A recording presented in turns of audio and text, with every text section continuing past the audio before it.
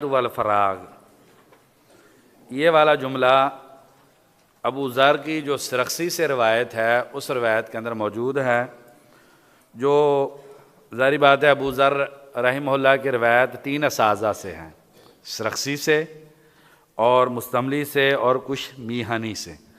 تو ان تینوں میں سے ایک روایت جو سرخسی رحمہ اللہ کی روایت ہے اس کے اندر یہ باب ہے الصحۃ والفراغ ولا عیش الا عیش الآخرہ۔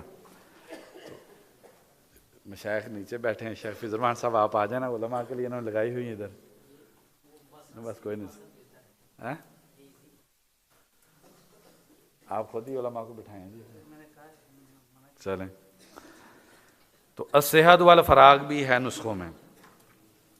عبداللہ بن مبارک رحمہ اللہ انہوں نے سب سے پہلی حدیث کتاب الزہد میں یہ والی دی ہے، تو ان کے بعد سب سے پہلے یہ حدیث یہ امام بخاری رحمہ اللہ نے استعمال کی ہے، اور یہی حدیث پھر سب سے پہلے امام ترمذی رحمہ اللہ نے ابواب الزہد یا رسول اللہ صلی اللہ علیہ وسلم میں ذکر کی ہے۔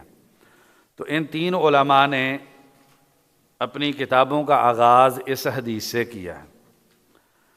اب ذرا خوبی آپ نے دیکھنی ہے صحیح بخاری کی،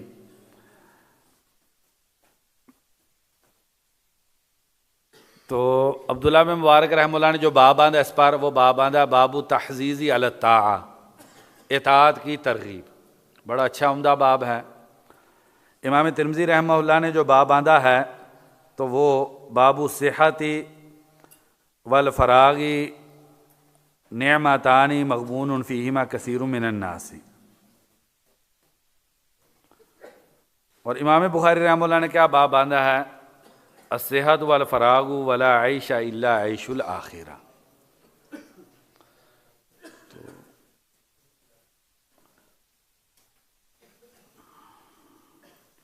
تو اس کی کیا وجہ ہو سکتی ہے؟ میرے ذہن کے اندر ایک دو چیزیں ہیں، وہ میں آپ بھائیوں کے سامنے رکھتا ہوں، اگر آپ سمجھیں کہ یہ مناسب ہیں۔ پہلی بات یہ سمجھنے والی ہے کہ صحت اور فراغ کا زہد کے ساتھ کیا تعلق ہے، رقاء کے ساتھ اس کا کیا تعلق ہے۔ اور دوسرا، امام بخاری رحمہ اللہ نے امام ترمذی رحمہ اللہ کی طرح یا عبداللہ بن مبارک رحمہ اللہ کی طرح باب اس طرح کا کیوں نہیں باندھا، ساتھ یہ کیوں کر دیا ولا عیش الا عیش الآخرہ، اس کا ساتھ اضافہ امام بخاری رحمہ اللہ نے کیوں ترجمۃ الباب میں کر دیا؟ تو پہلی بات یہ سمجھنے والی ہے، زہد کی اغلب شکلیں ترک کی ہیں، ایسی ہے، زہد کی اغلب شکلوں کا تعلق کیسے ہے؟ ترک سے ہے، اور جب آپ ترک کریں گے تو آپ کے پاس فراغ آ جائے گا، جب آپ ترک کریں گے تو آپ کے پاس کیا ہو جائے گا؟ فراغ آ جائے گا۔ اسی طریقے سے اگر آپ زہد والی زندگی گزاریں گے تو اللہ تبارک و تعالیٰ کی اپنی تقدیر ہے، معاملات ہیں، لیکن اغلب حالات میں زہد والی زندگی میں اللہ تبارک و تعالیٰ آپ کو صحت والی زندگی دیں گے۔ دلیل اس کی، نبی اکرم صلی اللہ علیہ وسلم اور صحابہ کرام، بیماری آئی ہے، آپ صلی اللہ علیہ وسلم کو 2 آدمیوں کا بخار آتا تھا، ڈبل بخار آتا تھا رفع درجات کے لیے، لیکن آپ صلی اللہ علیہ وسلم اور صحابہ کرام کی اغلب زندگی جو ہے وہ بیماریوں سے پاک ہے۔ اگر آپ زہد والی زندگی گزاریں گے تو اس میں بہت زیادہ امید یہ ہے کہ اللہ تبارک و تعالیٰ آپ کو صحت والی زندگی دیں گے۔ اب تھوڑا سا آگے بات کو چلاتے ہیں۔ صحت اور فارغ ہونا، اس کو نبی اکرم صلی اللہ علیہ وسلم نے نعمت قرار دیا ہے۔ آگے ہم نعمت کی تعریف کریں گے، نعمت کیا ہوتی ہے، مختصر جو تعریف ہے اس کی، احسان بغیر عوض، بغیر بدلے کے کسی پہ احسان کر دینا، اس کو نعمت کہتے ہیں۔ تو یہ تو یقینی بات ہو گئی کہ صحت اور فراغ یہ نعمتیں ہیں، کیونکہ نبی صلی اللہ علیہ وسلم نے نصاً فرمایا نعمتان مغبون فیہما کثیر من الناس، تو یہ نعمتیں ہیں دونوں، اور کتاب و زہد کے ساتھ ان کا تعلق یہ ہے کہ یہ دونوں نعمتیں زہد کی بنیاد پر پیدا ہوتی ہیں، ٹھیک ہے۔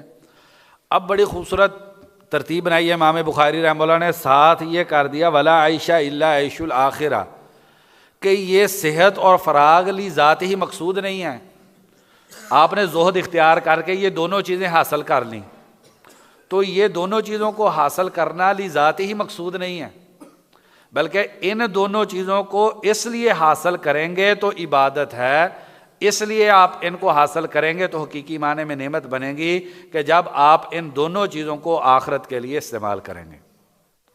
تو اس لیے ساتھ کر دیا ولا عیش الا عیش الآخرہ، فراغت ہے تو آپ ساری فراغت جو ہے وہ آخرت کے لیے لگائیے، صحت ہے تو ساری صحت آپ آخرت کے لیے لگائیے، کیونکہ بیماری کے اندر انسان اس طریقے سے آخرت کی تیاری نہیں کر سکتا جس طریقے سے انسان صحت کی موجودگی میں تیاری کر سکتا ہے۔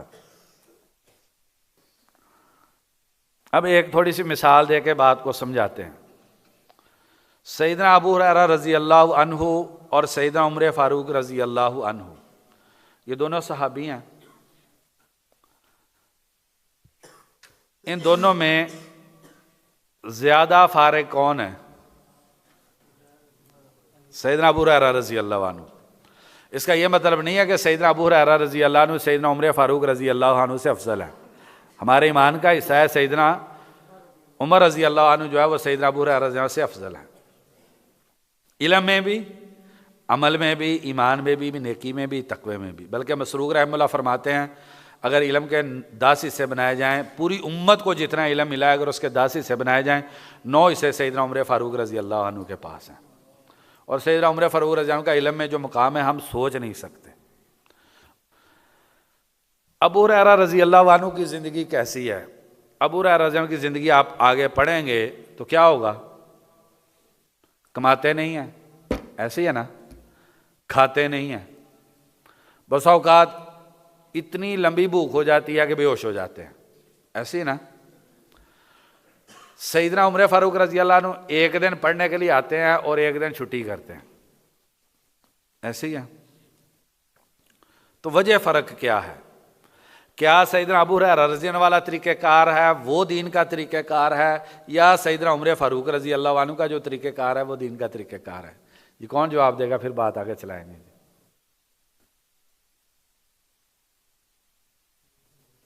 بعض کہہ رہے ہیں دونوں، بعض کوئی جی جمع کیسے کریں گے؟ کریں جی جمع، ہم بھی کوشش ہی کر رہے ہیں نا اپنی طرف سے، آپ بھی کوشش کر دیں۔ وہ طریقہ کار سب سے بہتر ہے۔ جی آپ بتائیں، آپ کرنے لگے تھے نا تطبیق۔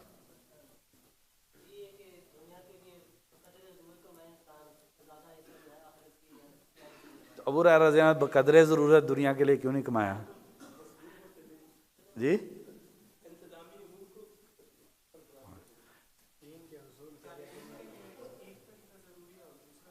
یعنی عمر رضی اللہ عنہ طالب علم نہیں تھے؟ جی سیدنا ابو ہریرہ رضی اللہ عنہ غیر شادی شدہ تھے، ان کی بیوی نہیں تھی، سیدنا ابو ہریرہ رضی اللہ عنہ کی اولاد نہیں تھی، سیدنا ابو ہریرہ رضی اللہ عنہ کا گھر نہیں تھا جس کے اخراجات تھے۔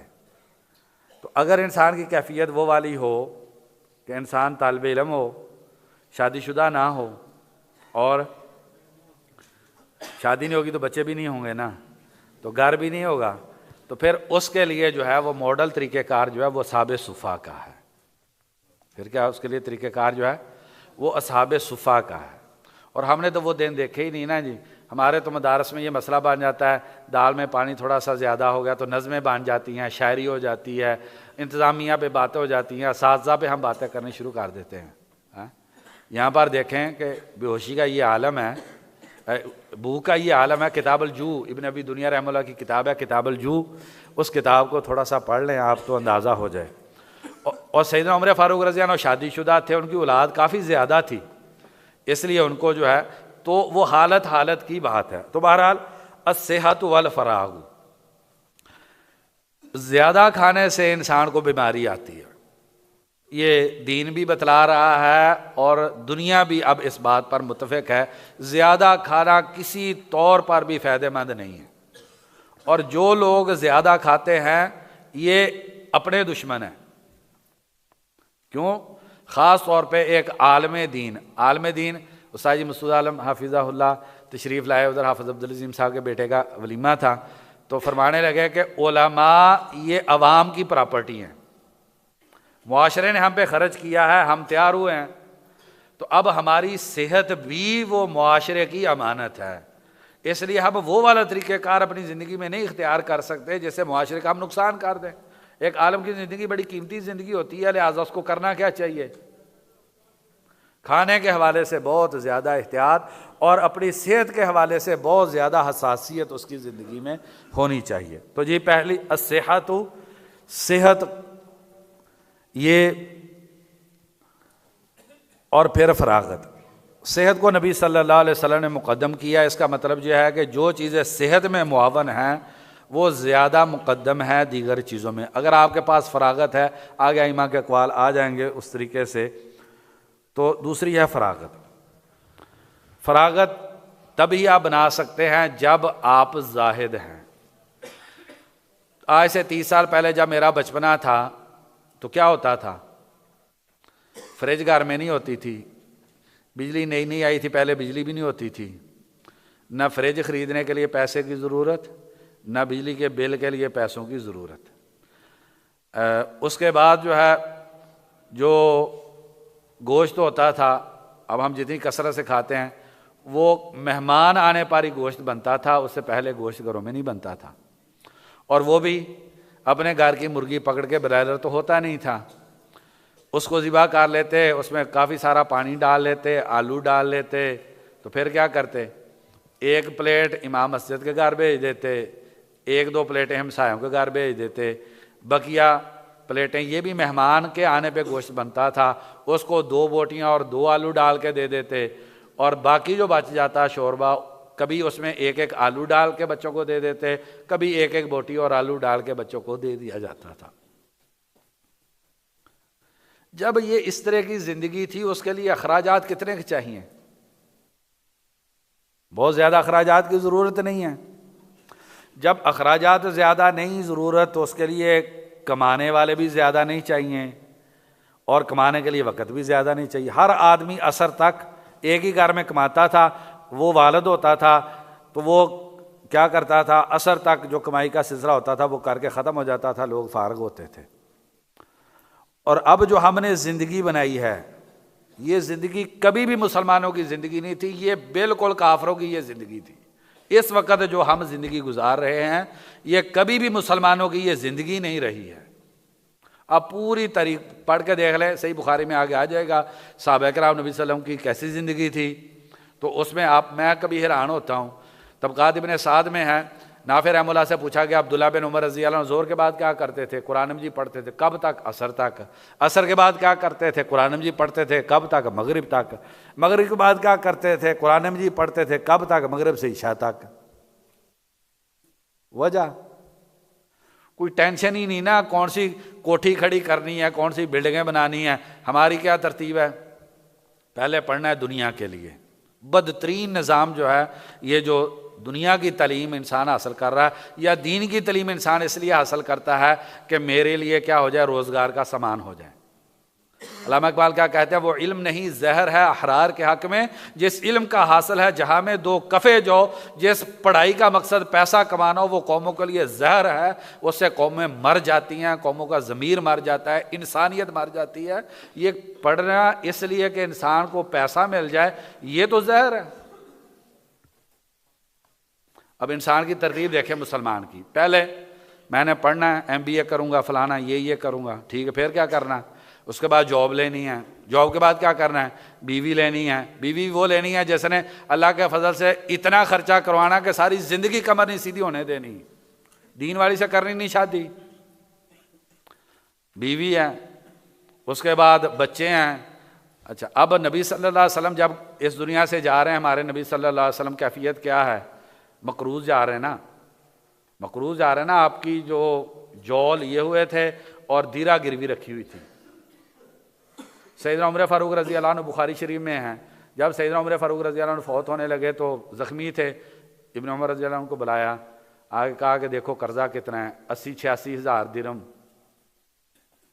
تو کہا کہ حساب کتاب لگاؤ، اگر بنی عدی کو سب کو اپنے بھائیوں کو شریک کر لو، آپ لوگوں کے گھروں میں جتنا پیسہ ہو سارا وہ کر لینا، اور اس کے بعد کیا کرنا؟ اگر اسے نہ پورا ہو بنو عدی سے لے لینا، فلانے فلانے سے لے لینا. وہ 2 خاندان بتلا گیا کہ میرا قرضہ اتارنے کے لیے ان سے مدد لینا. یہ کون ہے؟ خلیفۃ المسلمین ہے، اپنے وقت کا دنیا کا سب سے طاقتور بادشاہ ہے. تو قرضے کس وجہ سے تھے؟ یہ نہیں انہوں نے کوئی کوٹھی ڈال لی تھی. وہ قرضے سیدنا عمر فاروق رضی اللہ عنہ پہ فتح الباری میں آپ پڑھ لیں متعلقہ مقام پہ جا کے، تو وہ قرضے تھے، کچھ حج کے خرچے تھے، کچھ جو ہے نا وہ ادھر ادھر تعاون کر دیتے تھے لوگوں کے ساتھ. تو بہرحال، اور ہماری کیفیت کیا ہے؟ ہم کہتے ہیں اتنا کہ پیسہ جوڑ کے چلے جانا ہے، 20 نسلیں کھاتی رہیں، خود بھی برباد ہو گئے اور اپنی نسلوں کی بربادی کا بھی اس پیسے کے ذریعے سامان ہم نے کر کے جانا ہے. سیدنا عمر بن عبدالعزیز رحمہ اللہ جب دنیا سے جا رہے تھے تو کسی نے کہا کہ تھوڑا سا بچوں کے لیے کچھ کر جائیں وصیت. کہنے لگے اگر نیک ہوئے تو اللہ تعالیٰ ضائع نہیں کریں گے، اور اگر برے ہوئے پیسے دے کے میں ان کا شریک جرم نہیں ہونا چاہتا. تو بہرحال اس کے بعد ہمارے کیا جی، گھر بنانا جی فلانی سوسائٹی کے اندر. یہ سوسائٹیوں والی زندگی نے تباہ و برباد کر کے رکھ دیا مسلمانوں کو. فلانی سوسائٹی میں بھی پلاٹ ہونا چاہیے، اور اس میں بھی پلاٹ ہونا چاہیے. اب پراپرٹی جو ایسا بزنس بن گیا اور یہ کچھ ہو گیا. ایسے اسلام آباد کے ماحول کے اندر جو ہے وہ کیسے انسان جو ہے نا وہ زاہد ہو. ہاں اگر کوئی ہو جائے تو یہ صحیح معنی میں زاہد انسان ہے. تو جب آپ اپنی ضروریات کو محدود کر دیں گے، لباس کی زیادہ ٹینشن نہیں ہے. اب کھانے ہمارے میں کیا ہوتا ہے؟ 2-3 کھانے تو پکی بات ہے، 2-3 کھانے بنائیں گے، اس پہ خرچے کریں گے تو اس کے لیے ظاہری بات ہے پھر کمانا پڑے گا. جی وقت کا تقاضا یہ ہے. تو وہی تھا نا، بخاری شریف کی حدیث ہے، سیدنا عمر فاروق رضی اللہ عنہ یہ کر کے پھر جو ہے موضوع میں داخل ہو جاتے ہیں کہ سیدنا عمر فاروق رضی اللہ عنہ نبی اکرم صلی اللہ علیہ وسلم کے گھر آئے ہیں. آپ صلی اللہ علیہ وسلم کھجور کی چٹائی سے اٹھے ہیں، جسم پہ چٹائی کے نشانات ہیں. سیدنا عمر فاروق رضی اللہ عنہ نے گھر میں نگاہ دوڑائی ہے. گھر کتنا ہے؟ امام زہری کہہ رہے ہیں 6 ہاتھ چوڑا اور 9 ہاتھ لمبا. ٹوٹل گھر نبی صلی اللہ علیہ وسلم کا کتنا تھا؟ اور سیداتنا عائشہ رضی اللہ عنہا کا گھر اتنا ہی ہے جس میں 3 قبریں بن گئی ہیں. اس میں ٹی وی لانچ بھی تھا، ایک ایسے ہی تھا نا نبی صلی اللہ علیہ وسلم کے گھر میں. ایک ڈائننگ ہال تھا، ایک کچن تھا، ایک بیڈ روم تھا، ایک بیٹھک تھی، اور ایک بچوں کا بیڈ روم تھا، اور پھر ایک سٹور تھا. ہر کمرے کے ساتھ اٹیچ واش روم تھا، اور اس پہ جو نا وہ فرانس اور اٹلی کی پاؤڈر ٹیلیں لگی ہوئی تھیں، اور بیڈ جو تھا وہ اس پہ جو بیڈ شیٹیں تھیں. یہی تھی نا آپ صلی اللہ علیہ وسلم. ایسے نہیں گھر بنا کے ہمیں دے کے گئے کہ اور سعید بن مسیب رحمہ اللہ اور ابو سلمہ بن عبد الرحمن بن عوف کہنے لگے جب مسجد نبوی میں نبی صلی اللہ علیہ وسلم کے گھروں کو داخل کرنے لگے تو رو رہے تھے، کہہ رہے تھے کاش کہ ان گھروں کو گرایا نہ جاتا اور ایسے چھوڑ دیا جاتا جس حالت میں ہے، تاکہ مدینے میں پیدا ہونے والے بچے اور باہر سے آنے والے لوگوں کو پتہ چلے کہ ان کا نبی کیسی زندگی گزار کے گیا ہے. ٹوٹل اتنا گھر کہ جس کے اندر 3 قبریں بن سکیں. ایسا ہی نا سیداتنا عائشہ رضی اللہ عنہا کی اپنی قبر نہیں نہ بن سکی.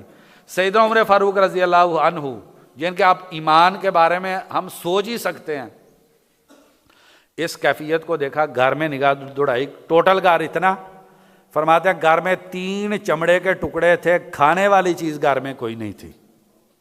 سیدنا عمر فاروق رضی اللہ عنہ جب یہ کیفیت دیکھی ہے تو رونا شروع کر دیا اور کہنے لگے ادعو اللہ فلیوسع علی امتی کا، آپ اللہ تعالیٰ سے دعا کریں کہ اللہ تبارک و تعالیٰ آپ کی امت کو مالی فراوانی دے دے. اور پھر ساتھ کہہ دیا کیسر و کسریٰ سونے چاندی کے برتنوں میں کھاتے ہیں، اور آپ کی یہ کیفیت ہے. آپ صلی اللہ علیہ وسلم کو یہ جملہ انتہائی ناگوار گزرا، اور بخاری شریف کا لفظ ہے آپ صلی اللہ علیہ وسلم کے چہرے کا رنگ بدل گیا. لقد کان لکم فی رسول اللہ اسوۃ حسنہ، نمونہ ماڈل تو ہمارے لیے نبی صلی اللہ علیہ وسلم تھے نا. ہم نے ماڈل کس کو بنا لیا؟ اتحب اعداء الحبیبی وتدعی. ابن القیم رحمہ اللہ فرماتے ہیں طریقہ کار وہ نبی کے دشمنوں والا، اور دعویٰ ہمارا کہ نبی صلی اللہ علیہ وسلم سے ہم محبت کرنے والے ہیں، ہم انہی کے نقش قدم پہ چلنے والے ہیں. آپ صلی اللہ علیہ وسلم کو اس بات پہ انتہائی غصہ آیا، اور آپ صلی اللہ علیہ وسلم نے کیا فرمایا؟ آوا فی شکن انت یا ابن الخطاب، عمر تجھے اس دین کی حقانیت کے بارے میں کوئی شک ہے؟ آپ صلی اللہ علیہ وسلم نے اس دنیا کے تقابل کو کیا فرمایا؟ یہ دین کی حقانیت کے بارے میں شک قرار دیا اور فرمایا یہ ان کے لیے دنیا میں ہے، ہمارے لیے آخرت میں۔ اس لیے جتنی بھی کتابیں زہد پر لکھی گئی ہیں، امام بخاری کی کتاب زہد سمیت ساری کتابوں میں جنت جو ہے وہ 7 کتاب زہد میں ذکر ہوئی ہے۔ عبداللہ بن مبارک رحمہ اللہ کی کتاب زہد آپ دیکھیں، اس کے اندر جنت کا تذکرہ ہے۔ دیگر آپ زہد کی کتابوں کو پڑھیں، اس میں جنت کا تذکرہ ہے۔ امام بخاری جو آخری ابواب لے کر آئے ہیں وہ ہم شاید نہ پڑھ سکیں، تو جنت کا تذکرہ لے کر آئے۔ کیوں؟ وہ یہی سمجھانے کے لیے، اس کے لیے زہد کرنا ہے۔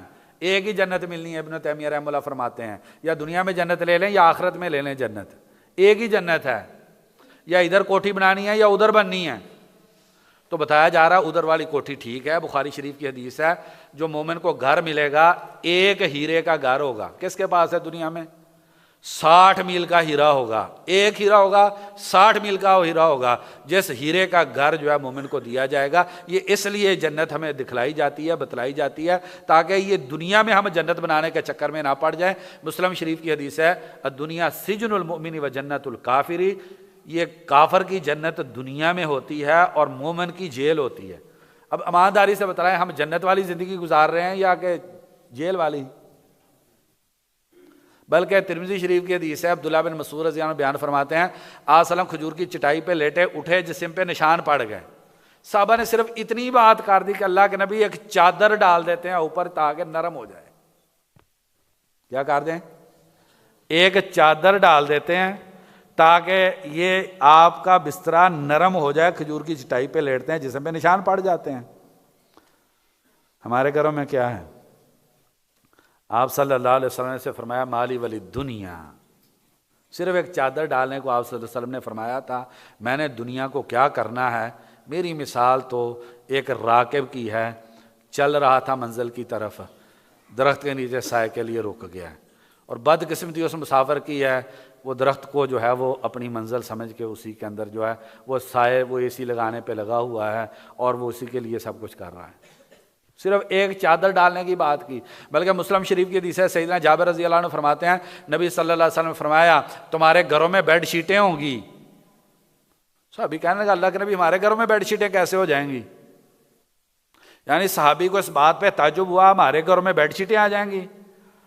آپ صلی اللہ علیہ وسلم نے فرمایا ہاں تمہارے گھروں میں بیڈ شیٹیں ہوں گی۔ صحابی کے ذہن میں کیا تھا؟ ایک چادر تو پہنتے ہیں، اس کو بھی پکڑ کے رکھنا پڑتا ہے، نماز پڑھتے ہوئے کھل نہ جائے، سطر نظر نہ آئے۔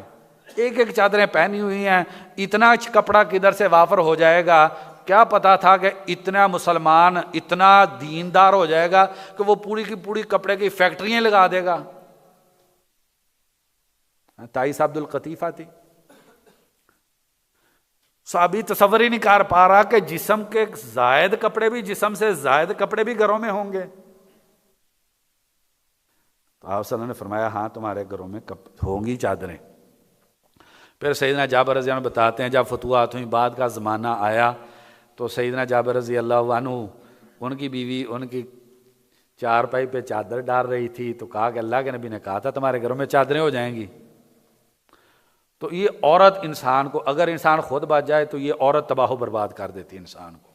اس لیے فضفر بذاتی دینی، دین والی لانی چاہیے جو زہد تقوی میں آپ کا ساتھ دے۔ دنیا دار عورت گھر میں لا کے پھر آدمی کہے میں اور میری نسلیں زاہد بن جائیں گی، یہ نہیں ہوتا پھر۔ تو سیدنا جابر رضی اللہ عنہ نے کہا کہ اللہ کے نبی نے کہا تھا چادریں ہوگی، ناپسندیدگی کا اظہار کیا تھا۔ وہ آگے سے کیا جواب دیتی ہیں؟ عورتوں کا ذہن اس طرح بہت چلتا ہے نا، تو کہنے لگی، تو پھر نبی صلی اللہ علیہ وسلم نے بتلایا تھا نا چادریں ہوں گی، آپ کی پیشین گوئی صحیح ثابت ہونی ہے۔ یار سوچیں، جس امت کا نبی ان کو یہ کہہ رہا تھا، بلکہ وہ شیخ البانی رحمہ اللہ نے آداب الزفاف میں کیا کی، وہ حدیث نقل کی کہ تم اپنے گھروں کو ویسے پردے لگاؤ گے جیسے تم بیت اللہ کو پردے لگاتے ہو۔ بتائیں کون سا گھر خالی ہے؟ یعنی تمہارے گھروں میں اتنی دنیا آ جائے گی، اتنی تمہارے گھروں میں دنیا آ جائے گی کہ تم یہ سارے کام کرو گے۔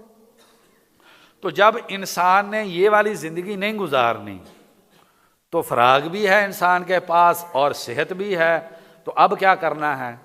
اس فراغ اور صحت دونوں کو، اب ہمارے ذہن کے اندر ایک یہ بات بنی ہے مغزیات، گوشت کھانے سے صحت مند انسان طاقتور ہوتا ہے۔ پھر صحابہ کرام تو ہو گئے طاقتور، صحابہ کرام یہ سلمہ بن اکوع رضی اللہ عنہ ان کا میں پڑھ رہا تھا، گھوڑا پاس ہوتا تھا، گھوڑے پہ نہیں چڑھتے تھے، پیدل دوڑ کے گھوڑوں کو پکڑ لیتے تھے. ایسے ہی نا، گھوڑا پاس ہوتا تھا، کہتے تھے کہ تکلف، یہ کیا تکلف کرنا ہے کہ گھوڑے کے اوپر چڑھ کے ان کا پیچھا کریں، بھاگ کے ہاتھوں پاؤں سے بھاگ کے جو ہے گھوڑوں کو پکڑ لیتے تھے. مغزیات سے اخروٹ اور پتہ نہیں ہم علماء کرام ماشاءاللہ اللہ کے فضل سے کیا کچھ کھاتے ہیں، ان سے کہتے ہیں دماغ تیز ہوتا ہے، ان سے جو ہے نا وہ صحت بنتی ہے. وہ ان سے ہم چربی اتنی چڑھا لی ہے دماغوں پہ مغزیات کھا کھا کے، کیا دماغ نے کام کرنا ہے. تو زہد کی زندگی گزاریں گے تو صحت و فراغت ہوگی، صحت و فراغت ہوگی تو ایک ایک لمحہ اپنے وقت کا اور ایک ایک طاقت کا ذرہ جو ہے وہ آپ نے آخرت کے لیے لگانا ہے، کیونکہ حسر ہے، لا عیش الا عیش الاخرہ، حسر ہے، اسلوب حسر ہے، زندگی صرف ایک ہی ہے اور وہ ہے آخرت کے لیے جینا. تو علماء کی زندگی میں وقت کی کیا قیمت تھی؟ قیمت الزمن عند العلماء، آپ اس کو پڑھ لیں. حسن بصری رحمہ اللہ کا کیا قول ہے؟ انما انت ایام، انسان تو جسم، آنکھوں کا، کانوں کا، زبان، چہرے کا بنا ہوا نہیں ہے، تو دنوں کا بنا ہوا ہے. اور کیا فرماتے ہیں؟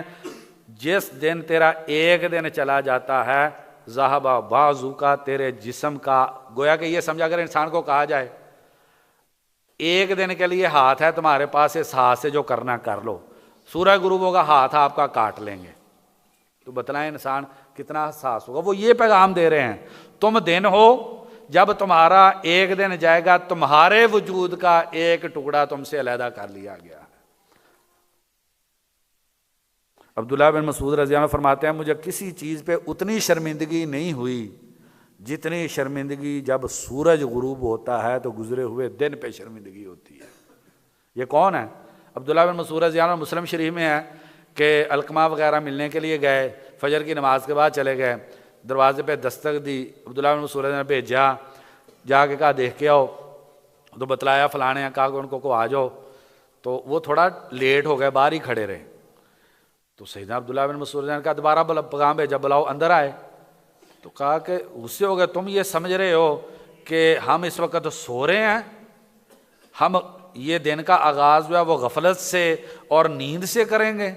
تم یہ سمجھ کے اس لیے باہر کھڑے ہو کہ ہم سو رہے ہوں گے؟ ان کو بٹھایا اندر، ڈانٹا اس بات پہ، اور اپنا ذکر اذکار شروع کر دیے. پوچھا دیکھو سورج نکل آیا؟ نہیں نکلا جی. ذکر کا پھر اپنی عبادت کرتے ہیں. پھر پوچھا سورج نکلا؟ جی نکل آیا. اپنی نماز پڑھی انہوں نے، تو اس کے بعد کہتے ہیں اب آپ کے ساتھ میں بات کرتا ہوں. یہ ایسا دن گزارنے والے عبداللہ بن مسعود رضی اللہ عنہ، وہ کیا فرماتے ہیں مجھے کسی چیز پہ اتنی شرمندگی نہیں ہوتی جتنی اس دن پہ شرمندگی ہوتی ہے جب سورج غروب ہو جاتا ہے. ہمیں بھی ایسے ہی ہوتا ہے نا. عصری صاحب، شیخ ارشاد اللہ قصری حافظہ اللہ، اللہ تعالیٰ صحت عافیت ایمان والی زندگی دے، وہ فلاح کی رائے، اس میں انہوں نے ایک محدث کا واقعہ لکھا. ایک حجام کے پاس، نائی کے پاس گئے تو اس نے مونچھیں بنانی تھی، وہ ذکر کر رہے تھے. اب ذکر کر رہا ہے تو مونچھیں کیسے کاٹی جائیں؟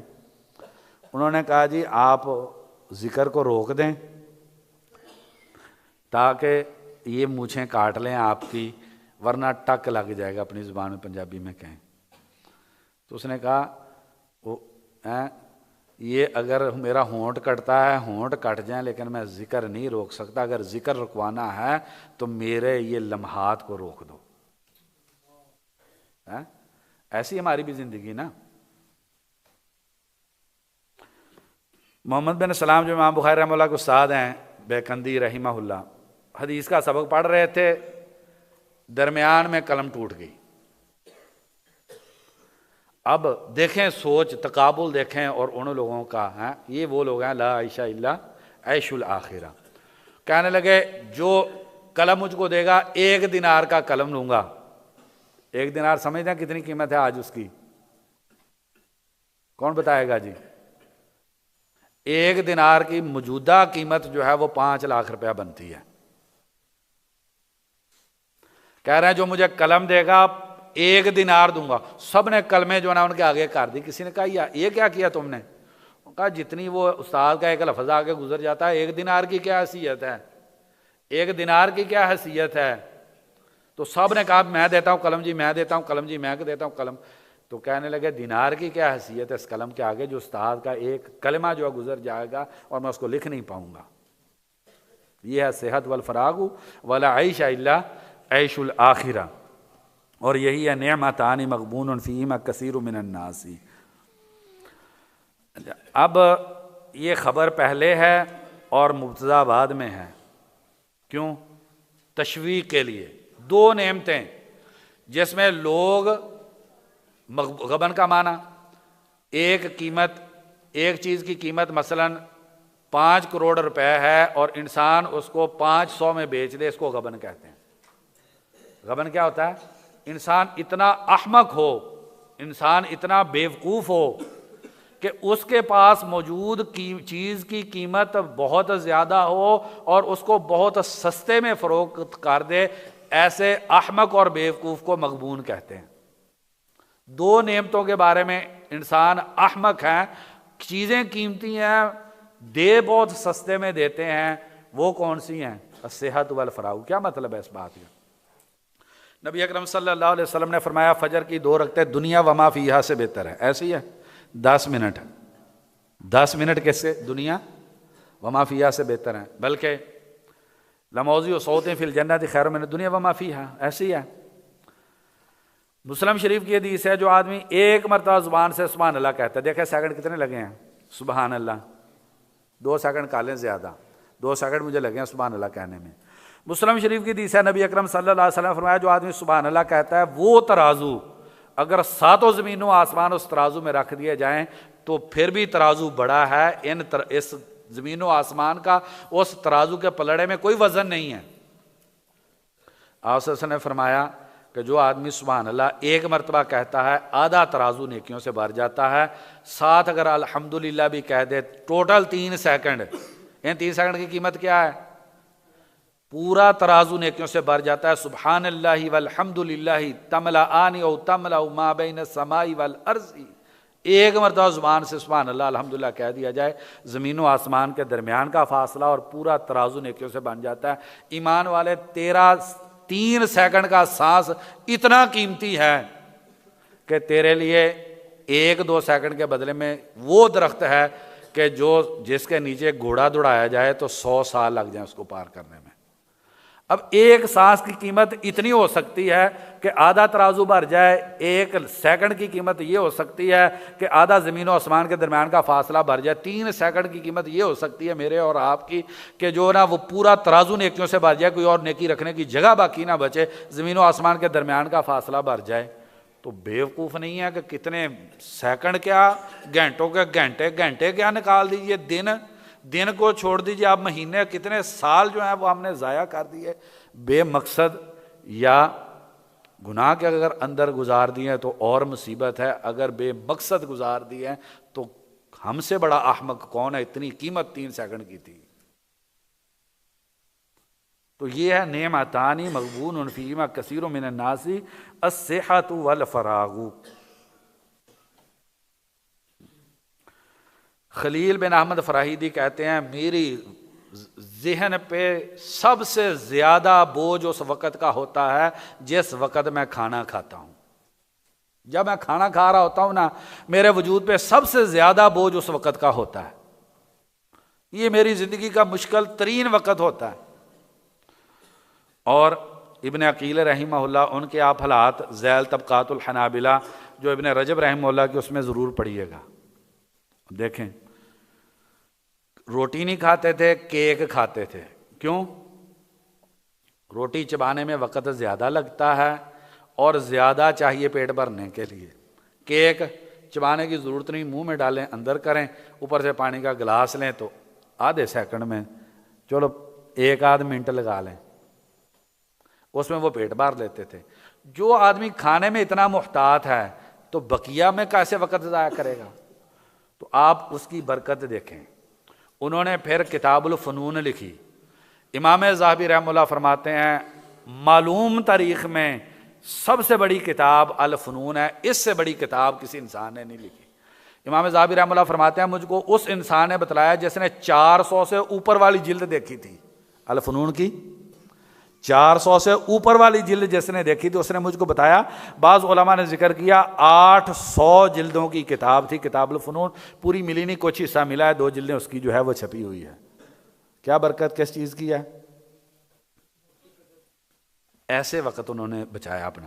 امام نووی رحمہ اللہ، ان کے حالات پہ آپ ابن العطار رحمہ اللہ کی کتاب ان کے شاگرد ہیں، پڑھیں، وہ کہتے ہیں کہ 2 سال پڑھائی کے دوران زمین پہ نہیں میں سویا، بیٹھے بیٹھے یوں تھوڑا سا سہارا لے کے جو جتنے سیکنڈ جتنے منٹ آنکھ لگی، ایسے ہی 2 سال مسلسل میں کبھی زمین پہ پہلو رکھ کے نہیں سویا۔ تو آپ دیکھیں کتابیں کتنی ہیں اور برکت اس میں کتنی ہے۔ امام ذہبی رحمہ اللہ فرماتے ہیں کہ جتنی ریاض الصالحین میں اللہ تعالیٰ نے برکت ڈالی ہے، شاید کسی کتاب میں کوئی گھر ہوگا جو خالی ہوگا اس سے۔ اور روٹی کھانے کی کیا کیفیت ہے؟ امام نووی رحمہ اللہ کی آدھی روٹی صبح کو اور آدھی روٹی شام کو، اور کھیرا نہیں کھاتے تھے، ترے نہیں کھاتے تھے۔ کیوں؟ کہتے تھے اس کے اندر جسم میں تراوت پیدا ہوتی ہے تو زیادہ نیند آئے گی، خشکی۔ ہم کیا کہتے ہیں، ہماری مائیں کہتی ہیں بیٹا دیسی گھی کھائیں آپ تاکہ تراوت ہو پیدا، تاکہ صحیح طریقے سے نا جو 10-12 گھنٹے تو سو سکے نا۔ جمعے کے دن ہماری کیا کیفیت ہوتی ہے؟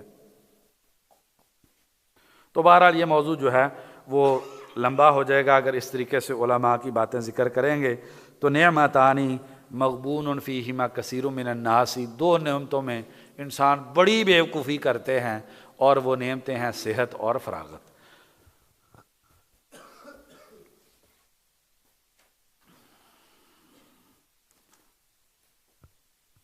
اب چلیں، آپ کا دل نرم ہوا ہے، سندھی بحث کریں گے کوئی تو مسئلہ ہو جائے گا اس میں۔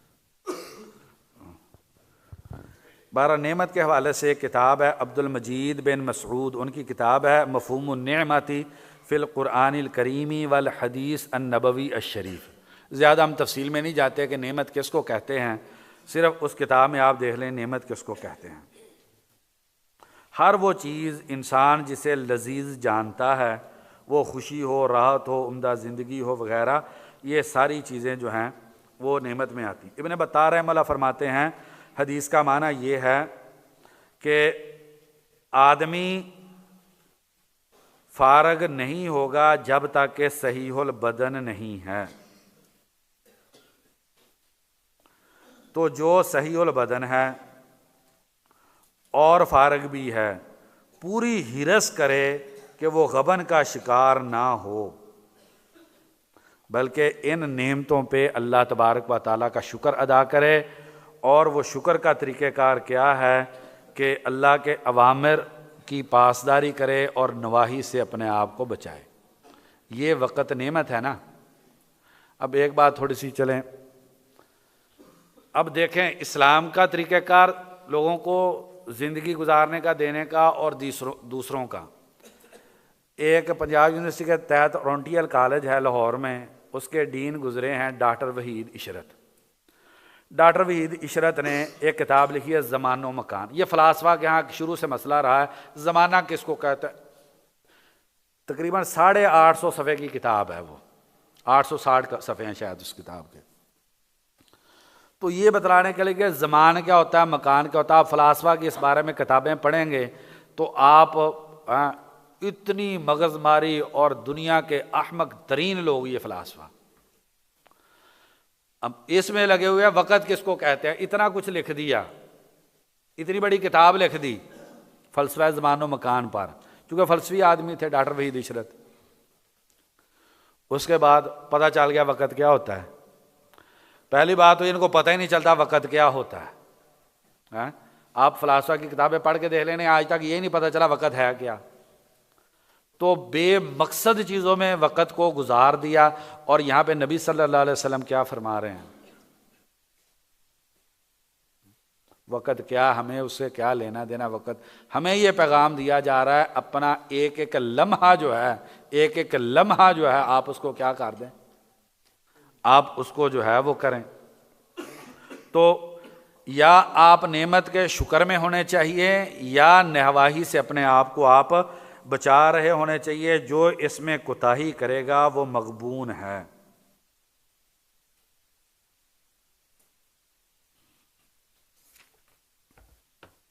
ابن الجوزی رحمہ اللہ فرماتے ہیں کبھی انسان تندرست ہوتا ہے، فارغ نہیں ہوتا، دنیا میں مصروف ہوتا ہے۔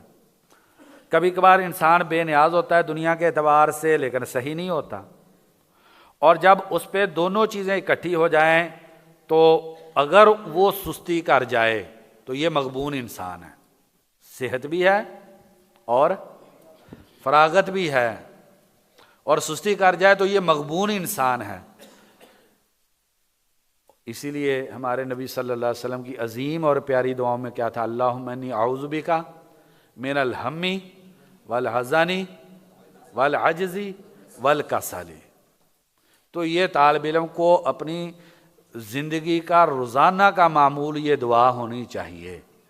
آپ صلی اللہ علیہ وسلم یہ دعا کرتے تھے، تو یہ دعا کثرت سے پڑھنی چاہیے۔ سستی اس نے نسلیں برباد کر دی۔ ابن حزم رحمہ اللہ کیا فرماتے ہیں؟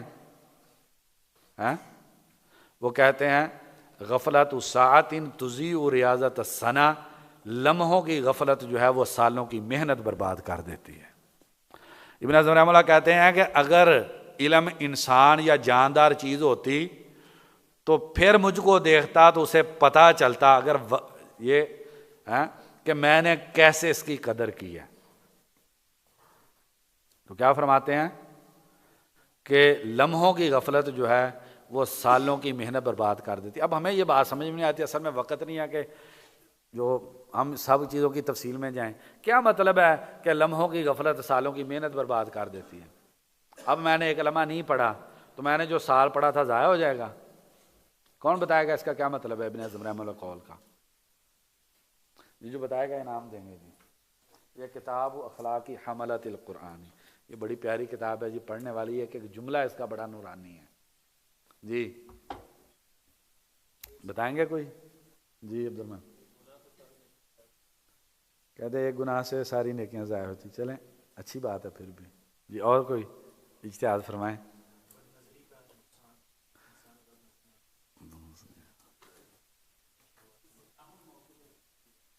کسی اہم موقع پہ کی غفلت،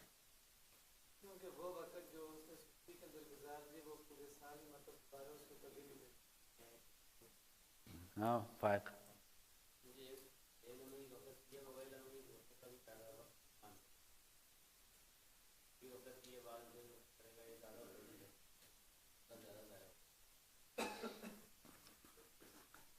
جی۔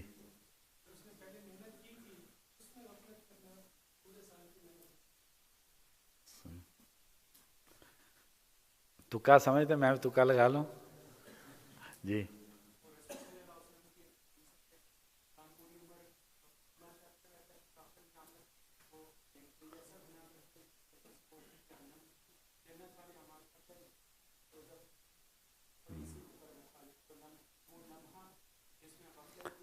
دو چیزیں ہیں نا جی، ایک ہے علم اور ایک ہے عمل۔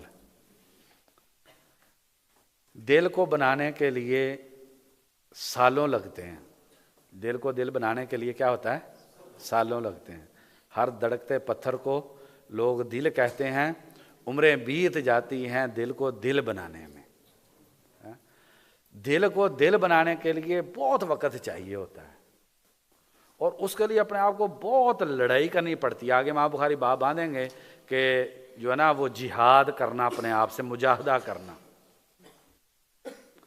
تو اپنے دل کو صحیح جگہ پہ لانے کے لیے، اس کو ساری علیشوں سے پاک کرنے کے لیے، اپنے دل کو حقیقی معنی میں زہد آشنا بنانے کے لیے، دل کو دل بنانے میں، وہ دل ابن تیمیہ رحمہ اللہ کیا فرماتے ہیں؟ دل اللہ تبارک تعالیٰ نے اپنی معرفت کے لیے پیدا کیا ہے، تو دل کو دل بنانے کے لیے بہت محنت لگتی ہے۔ سید بن مسیب رحمہ اللہ کو کسی نے آ کے کہا کہ آئیے حج کرنے چلتے ہیں، کہنے لگے میں نے نیت نہیں کی اس سال حج کی۔ تو کسی نے کہا کہ آپ ایسا کریں کہ اب نیت کر لیں، نیت کرنے میں کوئی وقت لگتا ہے؟ ہم دیکھیں نا کیسے بنا لیتے ہیں، ادھر جو ہے نا ایک بوٹی منہ کے اندر پھنسائی ہوتی ہے اور باغ مسجد میں آ رہے ہوتے ہیں، نیت بن جاتی ہے ہماری۔ تو دعوت کھا رہے ہوتے ہیں نا، اکثر دعوت کھاتے ہوئے اہل علم جو ہے وہ لیٹ ہو جاتے ہیں، کیونکہ جب کھانا پڑا ہو تو نماز نہیں ہوتی، ٹھیک ہے نا، تو ایسے نیت بن نہیں جاتی۔ انہوں نے کہا امام صاحب آپ یہ کیا بات ہوئی نیت بنانے، نیت بنانے کے لیے کون سا چاہیے، آپ ابھی نیت کر لیجئے۔ تو انہوں نے کہا کہ مجھے حج کی نیت کرنے کے لیے کئی مہینے درکار ہیں۔ کیا مطلب ہے ان کی بات کا؟ جس آنکھ کو لے کے بیت اللہ کا دیدار کرنا ہے، جس زبان سے کہنا لبیک، پوری زندگی لبیک کے خلاف ہے، جس زبان سے لبیک کہنا ہے پورا سارا خراب ہے، اذان ہوتی ہے تو وہ کھیلتا رہتا ہے، ٹی وی کے پروگرام دیکھتا رہتا ہے، کوئی میچ دیکھ رہا ہوتا ہے، کوئی ٹیوشن پڑھا رہا ہے، کوئی کچھ کر رہا ہے، تو ادھر آگے کہتا ہے اللہ اکبر. تو کیا کہتے ہیں اس سال میں حج نہیں کر سکتا کیونکہ میں نیت نہیں بنا سکا اس سال.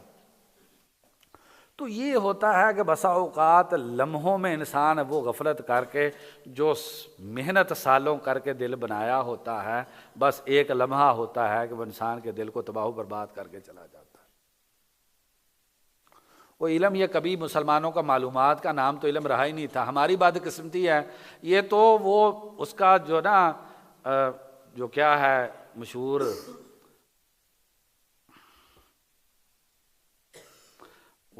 ناول نگار ہے جو انگریزی کا شیکسپیئر جو ہے، وہ کافروں کی سوچ ہے کہ علم جو ہے وہ معلومات کا نام ہوتا ہے. ہمارے ہاں تو کبھی بھی حدیثیں یاد کرنا، قرآن مجید کی آیات کی تفاسیر کا معلوم ہونا، اور جو انسان کو ساری زہد کی کتابوں کا زبانی یاد ہونا، یہ کبھی ہماری تاریخ میں علم تھا ہی نہیں. یہ تو کافروں کا نظریہ ہے کہ معلومات کو یاد کر لینا علم ہوتا ہے. سیدنا عبداللہ بن مسعود رضی اللہ عنہ تو یہ فرماتے ہیں لیس العلم بکثرت الروایہ ولکن العلم الخشیہ. علم تو اللہ کے ڈر کا نام ہے. اگر پوری دنیا کی لائبریری آپ نے یاد کر لی ہیں، ساری تفسیر ابن کثیر تبری ساری آتی ہیں آپ کو، ساری شروحات حدیث آپ کو یاد ہیں، کس نے کہہ دیا کہ آپ عالم ہو گئے ہیں؟ علم تو اللہ تعالیٰ کے ڈر کا نام ہے نا، علم اللہ کی معرفت کا نام ہے، علم اللہ کے ڈر کا نام. اس لیے امام ابن کثیر رحمہ اللہ کیا فرماتے ہیں؟ الخشیۃ خلاصۃ الایمان والعلم، ایمان اور علم کا خلاصہ اللہ تعالیٰ کا ڈر اور خوف ہے. تو یہ کبھی کبھار انسان ایسی غفلت کرتا ہے تو وہ سالوں کی محنت انسان کی ضائع ہو جاتی ہے. ہمیں اس کا اندازہ کیوں نہیں ہوتا؟ کیونکہ دل بنا ہی نہیں ہے کہ اس کے خراب ہونے کا کیسے پتہ چلے لمحے میں کیسے خراب ہو گیا. ان سے پوچھے نا ہمارے بعض اسلاف سے کہ وہ کہتے ہیں کہ ایک نگاہ غلط پڑی تھی تو اس نگاہ نے جو ہے نا میرے اتنا نقصان کر دیا. ہم نے وہ کبھی دیکھی نہیں ہے. اجڑے گھر میں کسی کو کیا پتا کہ ویرانہ ہو گیا ہے، پہلے ہی کھنڈر اور ویرانہ ہے تو اس کو اور بھی کوئی ادھر سے کوئی 2-4 اینٹیں اٹھا کے لے جائے گا تو اس ویران دل کو کیا پتا چلے گا میرا نقصان ہو گیا. نقصان تو اس دل کو پتا چلے گا جس نے بڑی محنت کر کے اللہ تعالیٰ کا ایمان جو دل میں بنایا تھا. تو بہرحال کہتے ہیں غفلت یہ غبن ہے، اور اس کا خلاصہ یہ ہے کہ دنیا آخرت کی کھیتی ہے، اور اگر انسان اپنی فراغت کو اور صحت کو اللہ کی اطاعت میں لائے گا تو یہ مغبوط ہے. کیا مطلب ہے؟ یہ قابل رشک انسان ہے. یہ کیا ہے؟ قابل رشک انسان ہے. اور جس نے اس کو اللہ کی نافرمانی میں استعمال کیا تو یہ مغبون ہے. بلکہ میں یہ کہتا ہوں جس نے اس کو اللہ کی اطاعت میں استعمال نہیں کیا وہ بھی مغبون ہے. جس نے ان دونوں کو اللہ کی اطاعت میں لگا دیا تو یہ مغبوط ہے، یہ قابل رشک انسان ہے. آج ہمیں بخاری پہ امام احمد پہ رشک ہے یا نہیں؟ اب عبداللہ بن مبارک رحمہ اللہ کے آپ حالات پڑھ لیں تو سفیان ثوری رحمہ اللہ جیسے یہ والے بڑے بڑے محدث کہتے تھے کہ ہماری زندگی عبداللہ بن مبارک کے 1 مہینے سے بدل دی جائے تو ہم اس پہ راضی ہیں. کیا ہماری پوری زندگی کون سفیان ثوری جیسا، ہمارا جیسا خالی، وہ کیا اس کی حیثیت؟ تو یہ قابل رشک ہے. اور جس نے نافرمانی میں گزار دی یا غفلت میں گزار دی یہ انسان مغبون ہے، احمق انسان ہے. امام طیبی رحمہ اللہ فرماتے ہیں کہ نبی اکرم صلی اللہ علیہ وسلم نے تاجر کے ساتھ اس حدیث میں مثال بیان کی. اور امام طیبی رحمہ اللہ کی کتاب الکاشف جو ہے، مشکات کی شرح جو ہے، یہ اعلیٰ ترین حدیث کی شروحات میں سے ہے. کیونکہ امام طیبی رحمہ اللہ بلاغہ کے اور عربی زبان کے اسالیب کے بہت اعلیٰ امام ہیں. 2 شخصیات عربی زبان کے اسالیب کے حوالے سے حدیث کے جو ائمہ میں سے ہیں بہت کمال کی ہیں. ایک امام خطابی رحمہ اللہ اور دوسرے امام طیبی رحمہ اللہ. تو امام طیبی رحمہ اللہ کا کلام بہت کمال کا ہوتا ہے، خاص طور پر ان کی جو تفسیر ہے فتوح الغیب وہ تو لاجواب کتاب ہے. فرماتے ہیں تاجر کی مثال ہے، اس کا ہے سرمایہ. اب سرمایہ لگا کے وہ فائدہ چاہتا ہے اب فائدے کا طریقہ کار یہ ہوتا ہے کہ وہ تلاش کرتا ہے میں کس کے ساتھ جو ہے وہ ڈیلنگ کروں، اپنا سودا جو ہے وہ فائنل کروں. تو وہ کہتے ہیں صحت اور فراغت یہ سرمایہ ہے، تو اس کو معاملہ یہ سرمایہ لگانا کس چیز میں چاہیے؟ ایمان میں، مجاہدہ نفس میں اور دین کے دشمنوں کے خلاف، تاکہ اسے دنیا اور آخرت کی خیر مل جائے. تو جو تاجر غبن، آپ پڑھتے ہیں نا غبن میں، خیار غبن پڑھتے ہیں نا فقہ کے اندر، تو تجارت کے بحث میں پڑھتے ہیں نا، اب بیو کے اندر پڑھتے ہیں یہ چیز. تو کہتے ہیں کہ یہ اصل میں نبی صلی اللہ علیہ وسلم سمجھا رہے ہیں تمہارا قیمتی سرمایہ یہ صحت اور فراغت ہے. اس کو سرمایہ آدمی کدھر لگاتا ہے؟ جدھر انسان کو پتہ ہوتا ہے مجھے اس میں پرافٹ بہت زیادہ ہوگا، ادھر لگاتا ہے نا سرمایہ. تو انسان کو بھی اپنی صحت اور فراغت سب سے اعلیٰ درجے میں جو اس کی دنیا آخرت کا فائدہ ہونے والا کام ہے، اس کے اندر جو ہے اپنے وقت کو لگانا چاہیے. تو کہتے ہیں یہی بات اللہ تبارک و تعالیٰ قرآن مجید میں فرماتے ہیں هل ادلکم علی تجارت تنجیکم من عذاب علیم. اور مغبون فیہما کثیر من الناس، بہت سارے لوگ اس میں دھوکے کا شکار ہیں. اور یہ بات اللہ تبارک و تعالیٰ نے قرآن مجید میں فرمائی وقلیل من عبادی الشکور. یہ نعمت ہے نا، نعمت کا شکر چاہیے یا نہیں؟ مسلم شریف کی حدیث ہے صحابہ رضی اللہ عنہ کی عجبا لامر المؤمن ان امرہ کلہ لہ خیر. نعمت ہے تو اس پہ شکر ہے. تو کسی نے ابن القیم رحمہ اللہ کا وہ رسالہ ضرور پڑھیں کہ وہ ان کی کتاب سے نکال کے چھایا کیا، جس میں مصیبت پہ صبر اور نعمت پر شکر کا تقابل کیا ہے. آگے امام بخاری بھی لے کر آئیں گے. امام بخاری نے باب آنا ہے باب فضل الفقری. یہ علماء کے درمیان ایک بحث موجود ہے، فقیری بہتر ہے یا کہ پیسہ بہتر ہے. تو اگر ہم ادھر تک پہنچ گئے تو دعا کریں انشاءاللہ پہنچ جائے تو وہاں پر جو ہے پھر یہ بحث آ جائے گی. بہرحال ابن قیم رحمہ اللہ کے اس رسالے کا آپ ضرور مطالعہ کریں، نعمت پہ شکر. اب بنص حدیث یہ دو نعمتیں ہیں، ایسی ہے. نعمت کا شکر کیا ہوتا ہے؟ سب سے پہلی چیز انسان یہ اعتراف کرے، شکر دل کی عبادت ہے. شکر کیا ہے؟ دل کی عبادت ہے. دل میں یہ اعتراف ہو کہ یہ نعمت اللہ تبارک و تعالیٰ نے دی ہے. سید الاستغفار میں کیا ہے؟ یہی اقرار ہے. تو پہلی چیز کہ یہ نعمت اللہ تبارک و تعالیٰ نے مجھ کو دی ہے. دوسری، یہ میری صلاحیتوں کا، یہ میری خوبیوں کا نتیجہ نہیں ہے، یہ خالصتاً اللہ تبارک و تعالیٰ کا تفضل ہے. یہ اللہ تبارک، کیوں؟ نعمت کی تعریف ابھی آپ کو کیا بتائی؟ احسان بغیر عوض، احسان بغیر عوض. تو دوسری چیز انسان اس چیز کا اعتراف کرے کہ یہ خالصتاً اللہ تعالیٰ کا تفضل و کرم ہے اور یہ میرے اس کے اندر کوئی کمال نہیں ہے. پھر زبان سے اس پہ الحمدللہ کہے. اور الحمدللہ کتنا وزنی ہے؟ سبحان اللہ نصف المیزان اور الحمدللہ تملا المیزان. ایک مرتبہ الحمدللہ کہتے ہیں تو ترازو بھر جاتا ہے. تیسری چیز زبان سے شکر ادا کرے. چوتھی چیز جو زیادہ بڑی مطلوب ہے، اس نعمت کو وہاں پر استعمال کرے جہاں پر استعمال کرنے کا اللہ تعالیٰ نے حکم دیا ہے. ٹھیک ہے جی. اس لیے ابن تیمیہ رحمہ اللہ کیا فرماتے ہیں؟ وہ فرماتے ہیں دل کو اللہ تعالیٰ نے اپنی معرفت کے لیے پیدا کیا، اور اگر عضو اس کام میں استعمال نہ کیا جائے جو اس کو پیدا کرنے کا، اس عضو کو بنانے کا مقصد ہے، تو وہ عضو بیکار ہو گیا. تو اگر دل، ابن رجب رحمہ اللہ نے بھی لکھا کہ اللہ تعالیٰ کی معرفت، اللہ تعالیٰ کی محبت، اللہ تعالیٰ کی تعظیم، یہ ساری وہ ذکر کر کے کہتے ہیں اگر یہ دل کے اندر نہیں ہیں تو دل کو جو پیدا کرنے کا مقصد تھا وہ پورا نہیں ہوا. کیونکہ انسان کی روح کدھر ہے؟ دل کے اندر ہے. دونوں زندگیاں اللہ تبارک و تعالیٰ نے انسان کے دل کے اندر رکھی ہیں.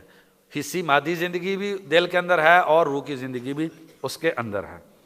تو اللہ تبارک و تعالیٰ کیا فرماتے ہیں؟ وَقَلِيلٌ مِّنْ عِبَادِيَ الشُّكُورُ، میرے بندوں میں تھوڑے شکر کرتے ہیں. کیا ہم اس نعمت کا شکر ادا کرتے ہیں؟ شکر کا مطلب یہ ہے کہ ہم اعتراف کریں، اللہ کا تفضل مانیں، اس پہ الحمدللہ کہیں، اور اس نعمت کو اللہ تبارک و تعالیٰ کے حکم کے مطابق جو ہے اس کو اللہ تعالیٰ کی اطاعت میں استعمال کریں. تو یہ موضوع بھی ایک بڑا عظیم موضوع ہے، قرآن اور حدیث کا آپس کے اندر جوڑنا۔ ابن القیم رحمہ اللہ زاد المعاد میں فرماتے ہیں سب سے اعلیٰ علم یہ ہے کہ حدیث کا قرآن مجید سے استنباط کیا جائے، سب سے اعلیٰ علم جو ہے وہ یہ احادیث کا قرآن مجید کے ساتھ جو ہے وہ ترابط قائم کیا جائے۔ تو جو انسان سستی میں وقت گزار دیتا ہے تو یہ انسان نے ناشکری کی ہے، اس انسان نے کیا کی ہے؟ ناشکری کی۔ وہ امام احمد رحمہ اللہ بڑھاپے میں ہاتھ میں کاغذ پکڑے اور پینسل پکڑی قلم پکڑی ہوئی دوڑے جا رہے ہیں۔ کسی نے پوچھا آپ امام المحدثین بن گئے ہیں، اب بھی کب تک یہ؟ کہہ رہے جب تک لاہد میں نہیں چلے جاتے تب تک یہ دوڑ ہے۔ ان کو کہا جا رہا، انہیں نہیں پرواہ، کوئی کہے گا پاگل آدمی ہے، امام المسلمین ہے، دوڑا چلا جا رہا ہے۔ یار دیکھو اس کو مروت کا نہیں پتا، اس کو جو ہے نا مینرز نہیں آتے، اس کو یہ نہیں پتا، اس کو وہ نہیں پتا، یہ مینرز لیڈ ہوئے ہمیں۔ تو انہیں ان چیزوں کی پرواہ نہیں ہوتی۔ لوگ سمجھتے تھے یہ پاگل لوگ ہیں، یار یہ تو اس دنیا کے لوگ ہی نہیں ہیں۔ لوگوں کو نہیں سمجھ آتی تھی کہ یہ کون ہے۔ لیکن اب زہد کی بات پڑھ رہے ہیں، بات آگے کرنی چاہیے تھی۔ تو ابن عثیمین رحمہ اللہ کو ایک شاگرد نے بڑے اصرار سے گاڑی دے دی، مہنگی گاڑی۔ تو کیا کیا؟ تو ادھر ہی کھڑے ہیں، ایک شاگرد آئے، ہو تم کتنے دنوں سے آ نہیں رہے؟ استاد جی میری شادی ہو گئی ہے۔ پکڑی ہے گاڑی، اس کو دے دی ہے۔ یہ ہے کہ دل کے اندر نہیں ہے، ہاتھ میں ہے۔ اور شیخ بن باز رحمہ اللہ کے جو جوانب من سیرت الامام عبدالعزیز بن باز محمد بن ابراہیم الحمد کی کتاب ضرور اس کا مطالعہ کریں۔ وہ ایک یمنی طالب علم ایک دن شیخ بن باز رحمہ اللہ کو کہہ دیا کہ سبق کے بعد، عشاء کے بعد سبق، آج میرے ساتھ کھانا کھا لیں۔ کہا ٹھیک ہے تمہارے ساتھ کھانا کھاتے ہیں، میرا ایک چھوٹا سا کام ہے، آؤ وہ کام کر کے آتے ہیں۔ یمنی طالب اس کو ساتھ بٹھایا، ملک فہد کے ساتھ میٹنگ تھی، ملک فہد کے ساتھ بات چیت ہوئی، کھانے کا وقت تھا، بادشاہ نے وہ بٹیرے شٹیرے بکرے شکرے سارے لگائے ہوئے۔ اب طالب علم پہلا ذہن میں خیال آیا کہ میں کہاں یہ مسکین اور کہاں پہ یہ بادشاہ کی دعوت ہے۔ پھر دوسرا دل میں خیال آیا ادھر ہی بیٹھ جائیں، آج ہم بھی عیش کر لیں۔ تو جب بات مکمل ہوگی تو شیخ بن باز رحمہ اللہ کو ملک فہد نے کھانے کی دعوت دی، تو کہنے لگے کہ میرے ایک بڑے عزیز نے آج میری دعوت کی ہے، جس کی وجہ سے میں آج تمہاری دعوت قبول نہیں کر سکتا۔ تو طالب علم کہتا میرے دل میں تو یہ بات پیدا ہو رہی تھی کہ چلو ادھر بیٹھ کے کھا لیتے ہیں۔ وقت ہو گیا جی؟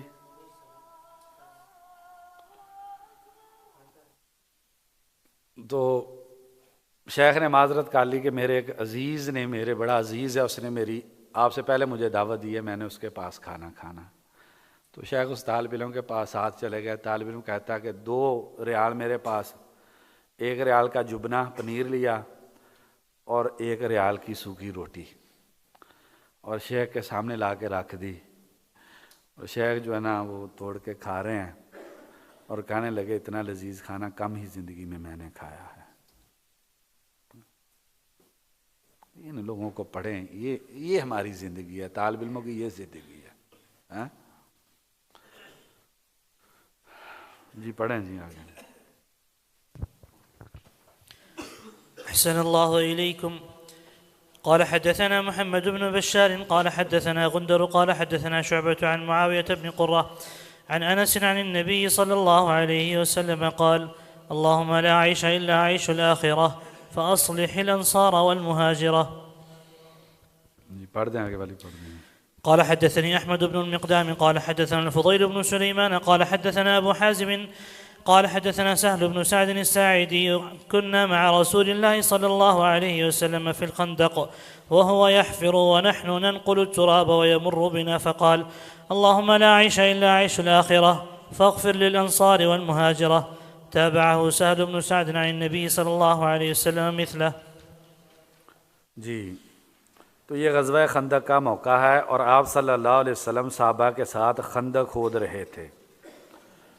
تو پہلی بات تو یہ ہے کہ یہ جو معروف بات ہے کہ سیدنا سلمان فارسی رضی اللہ عنہ نے خندق کھودنے کا مشورہ دیا تھا، تو یہ کسی بھی صحیح روایت سے یہ بات ثابت نہیں ہے، بلکہ شیخ محمد بن عبداللہ العوشن کی جو کتاب ہے ما شاء من السیرتی ولم یثبت، جو سیرت میں باتیں مشہور ہیں لیکن ثابت نہیں ہے، اس کے صفحہ نمبر 162 پر جو ہے وہ یہ ہے۔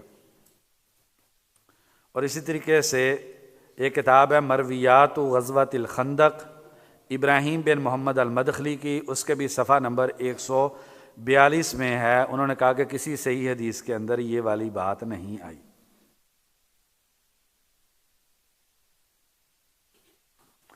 تو جنہوں نے بھی اس کو ذکر کیا عمومی طور پہ بلا سند نقل کیا ہے، یا اگر نقل کیا ہے تو ابو معاشر نجیح بن عبد الرحمن ان کا تذکرہ کیا ہے، اور ہم سب جانتے ہیں کہ ابو معاشر نجیح جو ہیں یہ ضعیف ہیں۔ اب جو سیرت کی پہلی 2 بنیادی کتابیں ہیں، سب سے عظیم کتاب جو ہے وہ موسیٰ بن عقبہ کی مغازی ہے، اب وہ کتاب بھی چھپ گئی ہے۔ پہلے کسی نے جمع کر کے چھاپی تھی، اب اصل کتاب جو ہے 3 جلدوں کے اندر جو ہے وہ چھپ گئی ہے۔ موسیٰ بن عقبہ رحمہ اللہ نے بھی سلمان فارسی رحمہ اللہ کا خندق کھودنے کے حوالے سے ذکر نہیں کیا۔ اس کے بعد جو پہلی بنیادی سیرت ہے سیرت ابن اسحاق، اس کے اندر بھی سیدنا سلمان فارسی کا ذکر نہیں ہے، البتہ ابن ہشام رحمہ اللہ نے بلا سند اس کو ذکر کیا ہے۔ اور امام طبری رحمہ اللہ نے کہا واقدی کے واسطے سے کہ سلمان فارسی نے اس کا جو ہے مشورہ دیا تھا، اور یہ بات مغازی واقدی جلد 2 صفحہ 445 پر ہے۔ اچھا، اب جب آپ مغازی الواقدی جس میں جو پہلا مصدر ہے جس نے یہ ذکر کیا خندق کھودنے کا والا مسئلہ، جب آپ مغازی واقدی کے اندر جا کر اس واقعے کو دیکھتے ہیں تو عجیب بات وہاں پر یہ ہے کہ وہاں پر واقدی نے یہ ذکر کیا ہے نبی صلی اللہ علیہ وسلم نے صحابہ سے مشورہ کیا تھا کہ ہم باہر جا کے لڑیں یا ہم خندق کھودیں۔ یہ مشورہ واقدی کی اس مغازی کی روایت کے مطابق سلمان فارسی نے نہیں، نبی صلی اللہ علیہ وسلم نے ان کے سامنے رکھا تھا کہ ہم باہر جا کے لڑیں یا ہم خندق کھودیں۔ تو جو ہے نا اختلاف ہو گیا، تو جو ہے پھر جو ہے وہ سلمان ان کا جو مشورہ، بہرحال یہ مغازی واقدی جلد 2 صفحہ 492 کے اندر جو ہے آپ دیکھ لیں۔ ایک آرٹیکل ہے باطل مشتہر لیست فکرت سلمان، خالد احمد عبد المجید ان کا ایک آرٹیکل ہے، اس پر اس کو دیکھ لیں۔ شیخ مصطفیٰ ادوی جو ہیں انہوں نے بھی اس کی تضعیف کی ہے کہ یہ سلمان فارسی رضی اللہ عنہ کا مشورہ تھا۔ بہرحال اب آتے ہیں جو امام بخاری رحمہ اللہ نے بات کی، خندق کھود رہے تھے۔ خندق کیا ہے؟ اب غزوہ خندق کو آپ تھوڑا سا قرآن مجید میں پڑھیں اور تھوڑا سا احادیث میں پڑھیں۔ اذ جاؤکم من فوقکم ومن اسفل منکم واذ زاغت الابصار وبلغت القلوب الحناجر وتظنون باللہ ظنونا ہنالک ابتلی المؤمنون وزلزلوا زلزالا شدیدا۔ سب سے خوف والی جنگ جو مسلمانوں نے لڑی ہے وہ غزوہ خندق ہے۔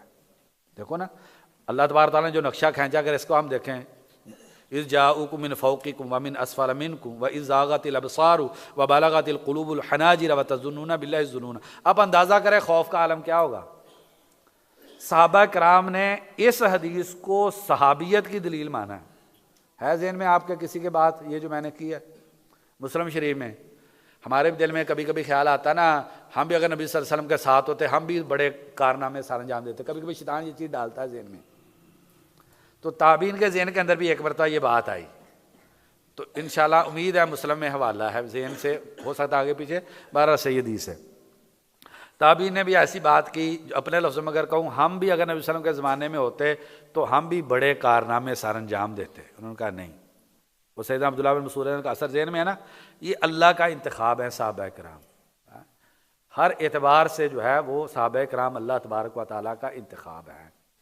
لہذا جو یہ کہتا ہے کہ ان کے علم کے خلاف ہم صحیح کر سکتے ہیں، یہ بدعتی لوگوں کا طریقہ کار ہے، اور یہ ظاہریہ مبتدع گروہ ہے جو یہ سمجھتے ہیں کہ صحابہ کا جو فہم ہے وہ دین کے لیے حجت نہیں ہے۔ تو صحابی نے آگے سے جواب دیا، کیا دیا؟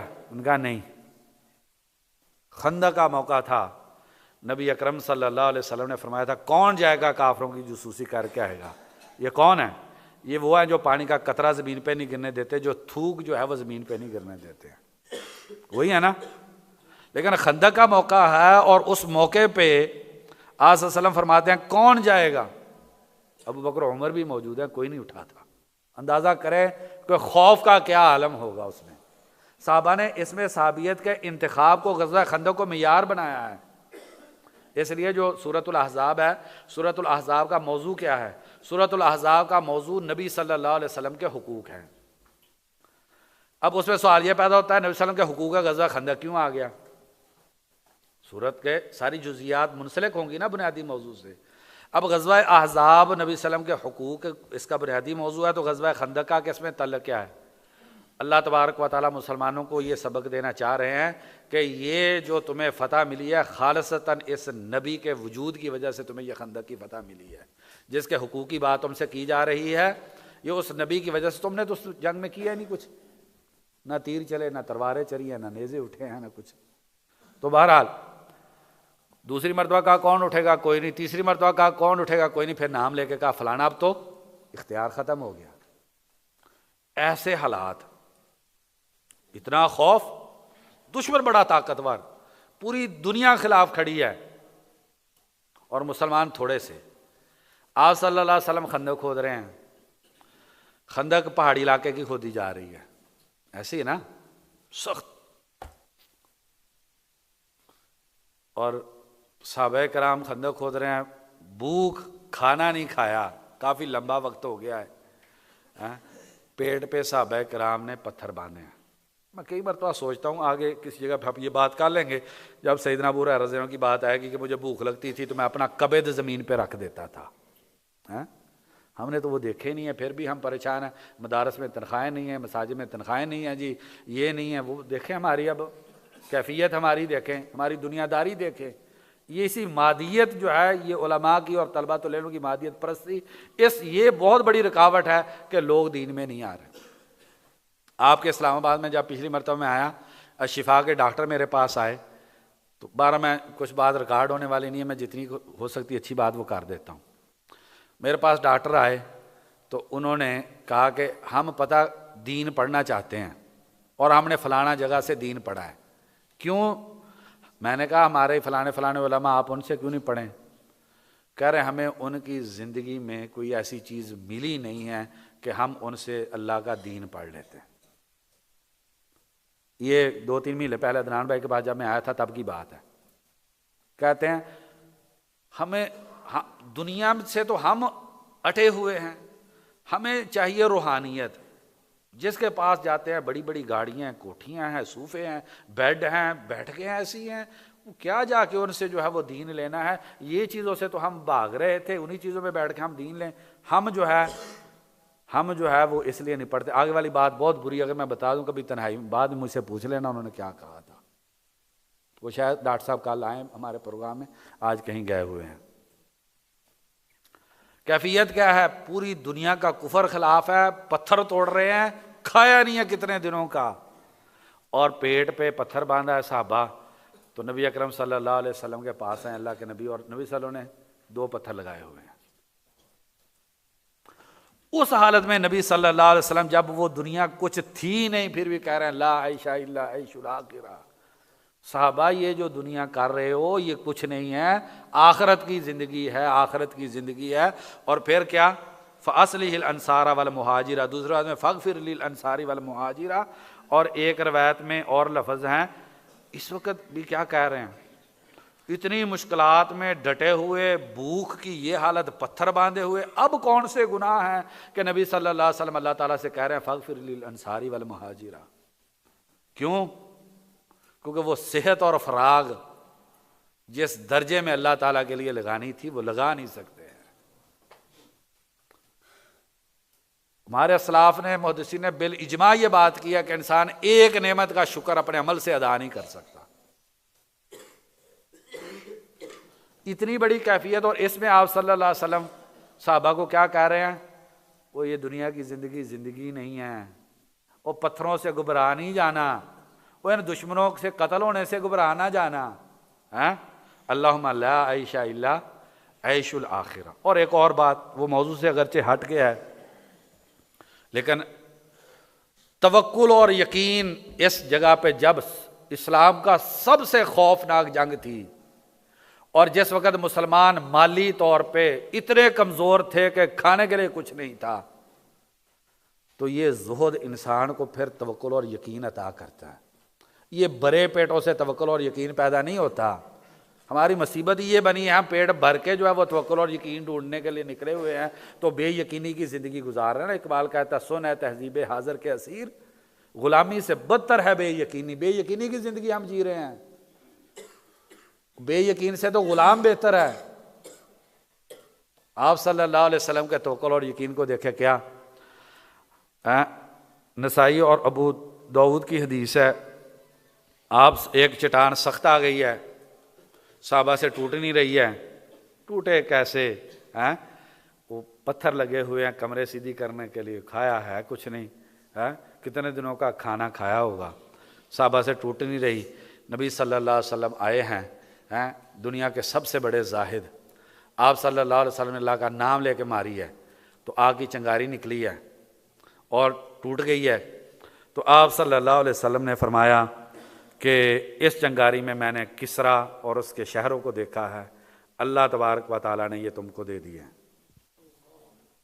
پھر ماری ہے، پھر چنگاری نکلی ہے، پھر اس طریقے سے بات، اور پھر تیسرا جو ہے وہ حبشہ کی جو ہوئی ہے بات. اب ذرا اس حدیث پہ تھوڑا سا غور کریں. یعنی آپ صلی اللہ علیہ وسلم کے توکل اور یقین کی انتہا کو آپ دیکھیں. کس حالت میں کہہ رہے ہیں بھئی مومن جب صحیح اللہ کا بندہ بن جاتا ہے تو اتنا بلند ہو جاتا ہے کہ اس کے لیے دنیا سوائے خیر کا اور کچھ ہوتی نہیں ہے. اگر اس منہج پہ ہم چل پڑیں جس پہ تھے نبی صلی اللہ علیہ وسلم اور صحابہ کرام، اس طریقے سے اگر یہ جینا شروع کر دے اس دنیا کو تو زندگی جنت ہوگی. اس لیے شیخ الاسلام ابن تیمیہ رحمہ اللہ فرماتے ہیں دنیا میں ایک جنت ہے، جو اس جنت میں داخل نہیں ہوگا وہ آخرت والی جنت میں بھی نہیں جائے گا. وہ جنت کیا ہے؟ اللہ تعالیٰ کا ذکر، اللہ پر توکل و یقین. ان حالات میں آپ سوچئے آپ صلی اللہ علیہ وسلم نے کئی خوشخبریاں دیں. پہلی یہی کہ یہ سارے خزانے تمہارے ہو جائیں گے، اور ساتھ ہی بتلا دیا کیا؟ انی لا اخشی علیکم الفقر، یہ تمہاری غربت مجھے نہیں ٹینشن دیتی، یہ تمہارے جو پتھر باندھے ہوئے نا یہ مجھے ٹینشن نہیں دیتے. مجھے ڈر اس بات پر ہے جب فتوحات ہوں گی، خزانے تمہارے پاس آئیں گے، تم دنیا داری میں پڑ جاؤ گے، یہ دنیا تمہیں ویسے تباہ کر دے گی جیسے تم سے پہلے لوگوں کو تباہ کر دیا تھا. ان پتھروں کا مجھے ڈر نہیں ہے، مجھے ڈر تو ہیرے جواہرات کا. کیا خوشخبری دی تھی آپ صلی اللہ علیہ وسلم نے؟ خوشخبری یہ دی تھی یہ قریش کا آخری حملہ ہے، آج کے بعد ہم ان پر حملے کیا کریں گے، آج کے بعد یہ ہم پہ دوبارہ حملہ نہیں کریں گے. تو دیکھیے اگر انسان صحیح معنی میں اللہ والا بن جائے، زاہد بن جائے، تو تب انسان صحیح معنی میں بہادر بنتا ہے. مغیرہ بن شعبہ رضی اللہ عنہ کا وہ طریقہ واقعہ، وہ رستم سپہ سالار فوج، تو مغیرہ بن شعبہ رضی اللہ عنہ کا جو مکالمہ ہے ان کے ساتھ آپ پڑھ کے دیکھ لیں. جو اپنا سب کچھ اللہ تعالیٰ کے لیے قربان کر دیتا ہے اس کے لیے دنیا کی کسی چیز کی کوئی ٹیچر ہو نہیں سکتی.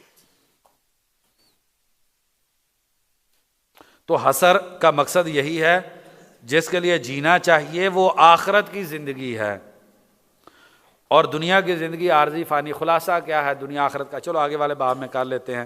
آگے والا باب جو ہے نا وہ اس حوالے سے ہے. تو ابن منیر رحمہ اللہ کہتے ہیں اس کی مناسبت کیا ہے اس کی. اب صحت اور فراغ کے ساتھ اس کی مناسبت کیا ہے؟ پہلے میں تو ہم نے کر لی کہ یہ مناسبت ہے کہ صحت و فراغت کو کس کے لیے لگانا چاہیے؟ آخرت کے لیے لگانا چاہیے.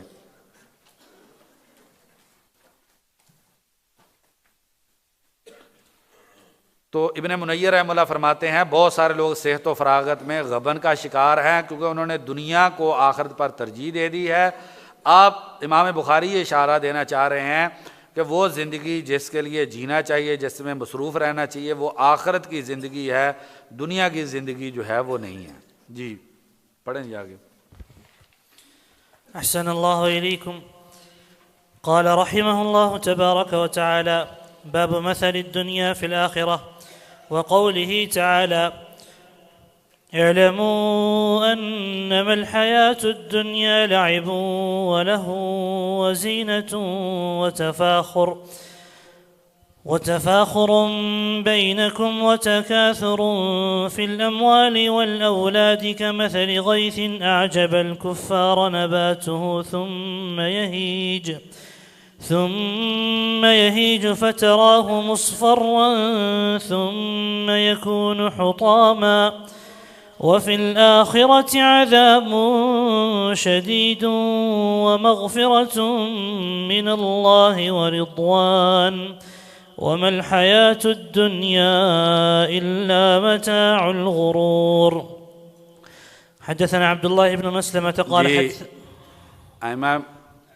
ائمہ محدثین کا موقف یہ ہے کہ عذاب شدید پہ وقف کرنا چاہیے، اور یہ باقاعدہ ایک مستقل موضوع ہے کہ وقف کے حوالے سے، چونکہ تاکہ جو وعید کا مقصد ہے جس سیاق میں آیت دی جا رہی ہے وہ مقصد پورا ہو جائے۔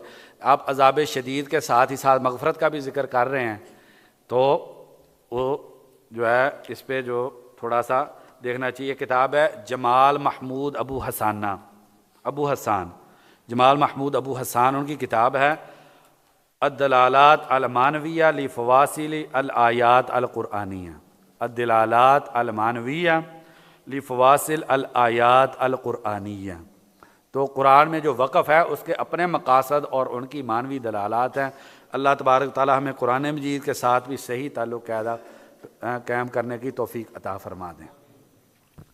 جی پڑھیں جی حدیث۔ قال حدثنا عبد الله بن مسلمة قال حدثنا عبد العزيز بن أبي حازم عن أبي عن سهل قال: سمعت النبي صلى الله عليه وسلم يقول: موضع صوت في الجنة خير من الدنيا وما فيها، ولغدوة في سبيل الله أو روحة خير من الدنيا وما فيها۔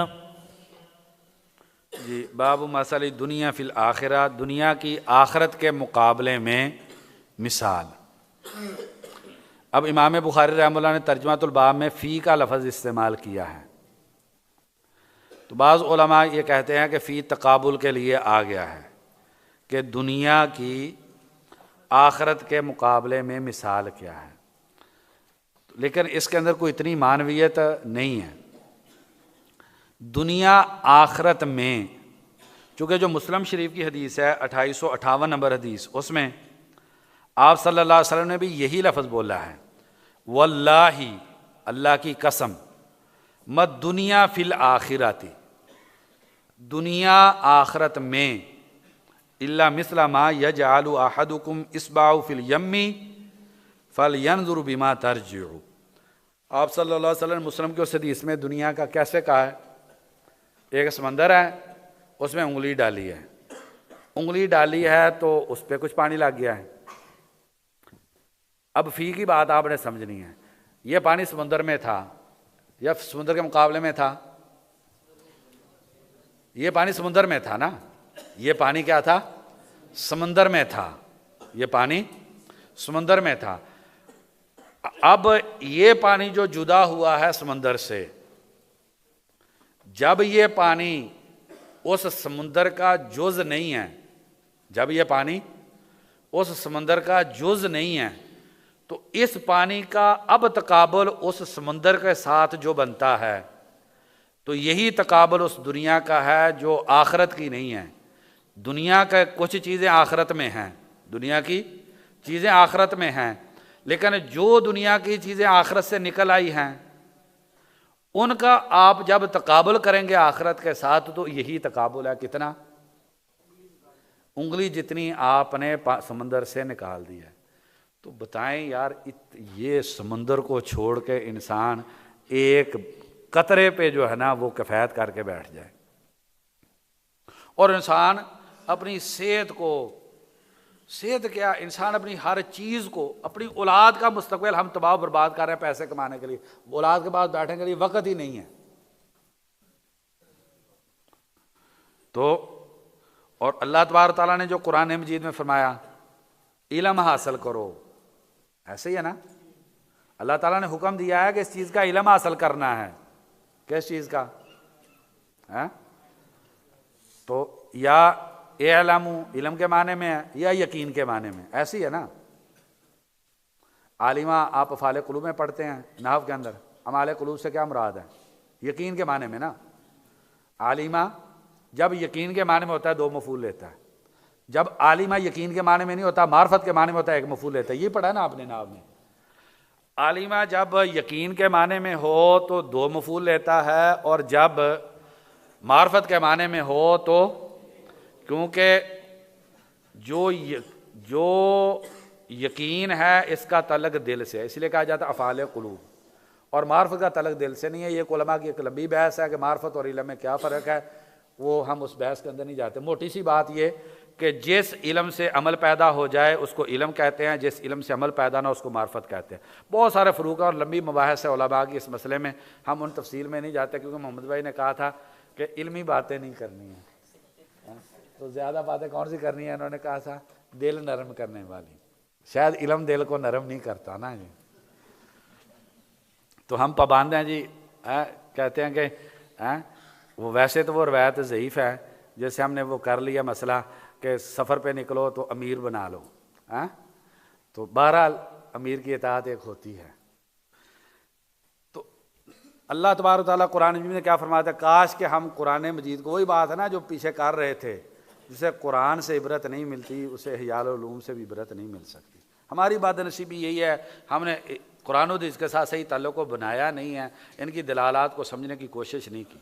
اللہ تبارک تعالیٰ فرماتے ہیں علم حاصل کرو۔ اگر علم کے معنی میں ہے، بے معنی یہ ہے کہ تم تحقیق کر لو، اپنی عقل کو صحیح معنی میں استعمال کر لو، تو تم اس نتیجے پر پہنچو گے کہ دنیا کی زندگی کھیل تماشے کے علاوہ کچھ نہیں ہے۔ اور اگر یقین کے معنی میں ہے تو وہ واضح ہے کہ تمہیں اس بات کا یقین ہونا چاہیے کہ دنیا کی زندگی کھیل اور تماشا ہے، اس سے زیادہ کچھ نہیں ہے۔ اب انما کا اسلوب حصر کا ہے، حصر کا نا، اس کا مطلب یہ ہے کہ دنیا صرف اور صرف کھیل اور تماشا ہے۔ اس لیے اللہ تبارک تعالیٰ نے بتایا کہ اس میں تکاثر ہے، مال ہے، یہ ہے، وہ ہے، اور آخر میں کیا کر دیا؟ متاع الغرور ہے۔ یہ دھوکہ ہے، دھوکہ۔ تم ایک سراب ہے جس کو پانی سمجھ کے جو ہے نا تم اس کے پیچھے لگے ہوئے ہو، تم سمجھ رہے ہو یہ کچھ ہے۔ سراب کیا ہوتا ہے؟ آپ پانی سمجھ رہے ہو، اس کو پانی ہے نہیں۔ نبی صلی اللہ علیہ وسلم نے کیا مثال دی ہے؟ آگ کا انگارہ ہے، جسم پہ لڑکا ہے، ادھر سے پھول گیا ہے، آپ سمجھ بیٹھے ہو گوشت ہے، گوشت تو ہے نہیں، گوشت تو ہے نہیں۔ آگے آ جائے گی حدیث انشاءاللہ یہ والی بھی۔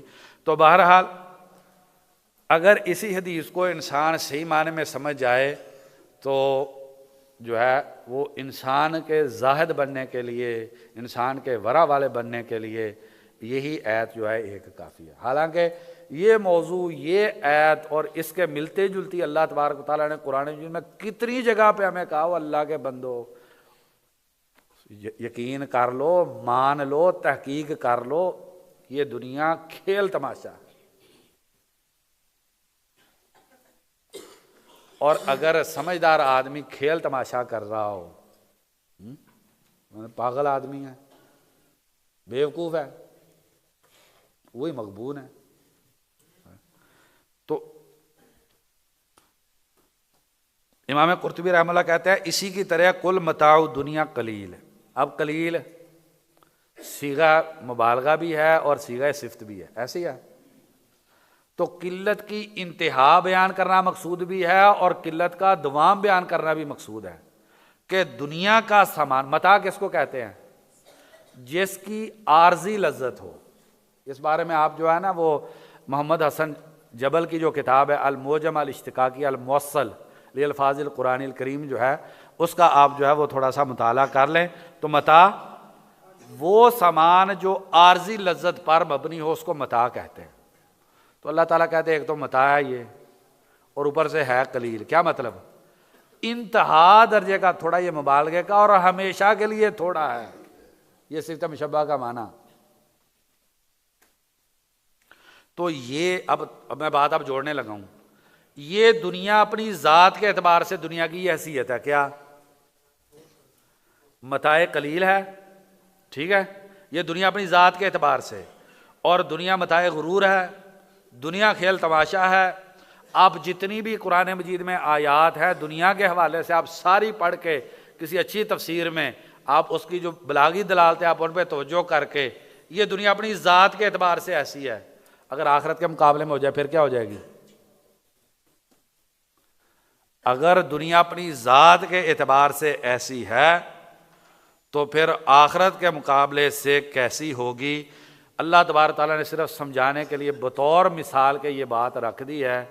حقیقت یہی ہے کہ یہ ایک دھوکہ ہے جس کو انسان جس کے پیچھے لگا ہوا ہے۔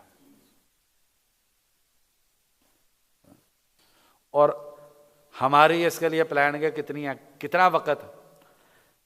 نبی صلی اللہ علیہ وسلم اور صحابہ کرام کی زندگی میں دو طرح کے لوگ، ایک وہ جو بالکل ہی نہیں کماتے، اصحاب صفا جو ہیں، آگے ان کا تذکرہ آئے گا۔ ابو ہریرہ رضی اللہ عنہ کی مثال دی، ابو ہریرہ رضی اللہ عنہ لولے لنگڑے تھے، نہیں کما سکتے تھے، کما سکتے تھے نا؟ کاش کہ آپ اس حدیث کو آگے اگر انشاءاللہ ہم ادھر پہنچ گئے کہ اصحاب صفا کے لیے کھانے کا کیسے سسٹم ہوتا تھا، اور پھر مدرسے کے طالب علم اس میں دیکھیں کہ مدرسے کے طالب علم کیسے ہونے چاہیے اور ان کے کھانے کی ترتیب کیا ہونی چاہیے، اور ہمارے ذہن کے اندر خودداری جی اپنا کما کے دین کا کام کرنا، یہ سوچ یہ کبھی ہماری سوچ تھی ہی نہیں۔ ابو ہریرہ رضی اللہ عنہ کو نبی صلی اللہ علیہ وسلم نے کیوں نہیں کہا کہ جا کے کماؤ، لولے لنگڑے تھے؟ تو ایک گروہ ایسا ہے جنہوں نے اپنے آپ کو آخرت کے لیے، دین کے علم کے لیے کلی وقف کیا ہے، 130 کے قریب کم و بیش ان کی تعداد ہے جو اصحاب صفا ہے۔ دوسرے وہ ہیں جو کماتے ہیں، کمانا حرام نہیں ہے۔ اب یہ جو کمانے والے ہیں یہ کتنا کماتے ہیں اور کس لیے کماتے ہیں؟ یہ دو سوال بڑے اہم ہیں، کتنا کماتے ہیں اور کس لیے کماتے ہیں۔ کیا وہ اس لیے کماتے تھے؟ سیدنا عثمان بن عفان اور عبدالرحمن بن عوف رضی اللہ عنہ کی مثال لے لیتے ہیں ہم۔ کیا اس لیے کماتے تھے کہ میں نے کپڑے اچھے پہنے ہیں؟ اس لیے کماتے تھے میں نے گھر کی اتنی، میں نے جو ہے نا وہ سٹیل انجینئر سے ایسی میں نے وہ کروا لینی اور سائٹ انجینئر سے یہ کروانا فلانا، میں نے ایسا گھر بنا جانا 100 سال تک کھڑا رہے گا، اس کے لیے کمایا؟ آپ نے کبھی پڑھا سیدنا عثمان رضی اللہ عنہ کا گھر جو تھا دیگر گھروں کی بنسبت بہت شاندار تھا، کپڑے پہننے کے لیے اپنی آنے والی 20 نسلوں کے لیے بینک میں بیلنس چھوڑنے کے لیے کما رہے تھے۔ بنیادی مقاصد صحابہ کی کمائی کے کیا ہیں؟ مانگنا نہ پڑے، اور اللہ تبارک و تعالیٰ نے جو ذمہ داری بیوی اور اولاد کی اور اپنی دی ہے وہ ذمہ داری جو ہے اس کو پورا کیا جائے، اور اس کو نبی صلی اللہ علیہ وسلم نے عبادت قرار دیا۔ ایسے نا لقمہ جو تم اپنی بیوی کے منہ میں رکھتے ہو صدقہ ہے، جو لقمہ انسان اپنی بیوی کے، بہت سارے بھائی سوچ رہے ہوں گے اسی یہی صدقہ کرنا سارا، ٹھیک ہے نا؟ تو یہ آپ نے کمایا صدقہ۔ بلکہ میں حیران ہوں، وہ شیخ احمد النجمی جو ہے ان کا ایک رسالہ الارشاد جہاد کے موضوع پہ انہوں نے لکھا ہے، یہ شیخ عبداللہ اعظام کے رسالے کے رد میں، اس میں انہوں نے، اب میرے چونکہ میں نے کتاب کا حوالہ اس لیے دے دیا کیونکہ اب میرے ذہن میں وہ تفسیر نہیں ہے جس تفسیر سے انہوں نے نقل کیا ہے۔ کہتے ہیں کہ سورہ مزمل میں اللہ تبارک تعالیٰ نے جہاد کو اور حلال کمائی کو فضول کی بلڈنگ کھڑی کر دیتے ہو، تبنون بکل ریع آیۃ تعبثون، ہر اونچی جگہ پہ تم بلڈنگ کھڑی کر لیتے ہو، حماقتیں کرتے ہو تم تو، وَتَتَّخِذُونَ مَصَانِعَ لَعَلَّكُمْ تَخْلُدُونَ، تم فیکٹریاں اور بلڈنگیں لگا رہے ہو ہمیشہ ادھر رہنا ہے، ہمارے گھر کو دیکھ کے جائے گا یہ مسافر کا گھر ہے، مسافر کا گھر ہے۔ وَتَنْحِتُونَ مِنَ الْجِبَالِ بُيُوتًا، ان کی مذمت کی جا رہی ہے، تم بڑے مضبوط گھر بنا کے جا رہے ہو، ہماری 200 سال کی پلان ہے کہ اولاد کے لیے ایسا گھر بنا کے چلے جانا ہے۔ بہرحال تو صحابہ کی کمائی کا بنیادی مقصد جتنا اسلام نے ذمہ داری ڈالی ہے، واجب ہے انسان پہ اولاد کو خوراک دینا، بیوی کی خوراک کا اہتمام کرنا، اپنی خوراک کے لیے کمانا، یہ انسان پہ واجب ہے، اور انسان اس وقت عبادت کر رہا ہوتا ہے جب اس واجب کی ادائیگی کر رہا ہوتا ہے۔ اور اس کے ساتھ وہ بنیادی طور پر کماتے تھے معاشرے کے افراد کے لیے، ان کو صدقہ، کئی تو صرف صدقہ کرنے کے لیے کماتے تھے۔ کتنی حدیثوں میں نبی صلی اللہ علیہ وسلم صدقے کی اپیل کرتے، نکلتے باہر جا کے جو ہے نا وہ کمائی کرتے، ساری رات جو ہے نا وہ پانی کھینچتے، کوئی سامان اٹھاتے، کس لیے؟ تاکہ صدقہ کرنا ہے۔ اب ہماری زندگی سے یہ کمائی کا مقصد ہی ختم ہو گیا صدقے والا۔ عبداللہ بن مبارک رحمہ اللہ فرماتے ہیں، یہ اگر حدیث کے طالب علم نہ ہوتے تو میں تجارت ہی نہ کرتا، مجھے تجارت کی ضرورت ہی نہیں تھی، تجارت میں کرتا ہوں ان طالب علموں کے لیے۔ تو اس لیے یہ جو ہے اب دنیا اپنی ذات کے اعتبار سے ایسی ہے، موضوع کی طرف واپس آتے ہیں، تو آخرت کے مقابلے میں کیسی ہوگی؟ اور اگر آخرت کا نقصان یہ دنیا کرنے لگے تو پھر دنیا کیا ہوگی؟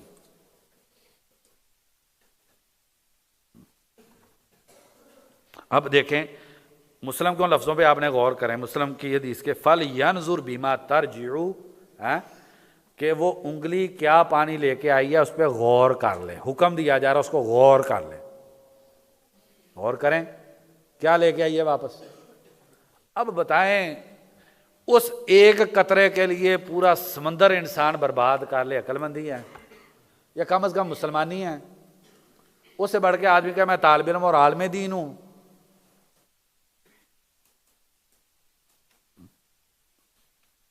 تو ترجیع اور یرجع دو طرح کی روایت آئی ہے۔ اب محمد بھائی نے یہ پڑھ دی، کیسے آپ نے پڑھی ہے آیت؟ شروع سے اعلموا۔ اب امام بخاری رحمہ اللہ نے تو اعلموا نہیں لکھا، اب محدثین نے اس بات پہ بہت پیرا دیا ہے، کس پہ؟ حدیث کا لفظ کیا ہے اور اس لفظ کا ضبط کیا ہے۔ وہ ڈاکٹر نور محمود الحیلہ ترکی کی ہیں ایک، انہوں نے کتاب لکھی ہے جہود المحدثین فی ضبط الفاظ الاحادیث النبویہ، جہود المحدثین فی ضبط الفاظ الاحادیث النبویہ صحیح البخاری انموذجاً۔ محدثین نے کتنی محنت کی ہے حدیث کے لفظوں اور ان کے ضبط کے حوالے سے۔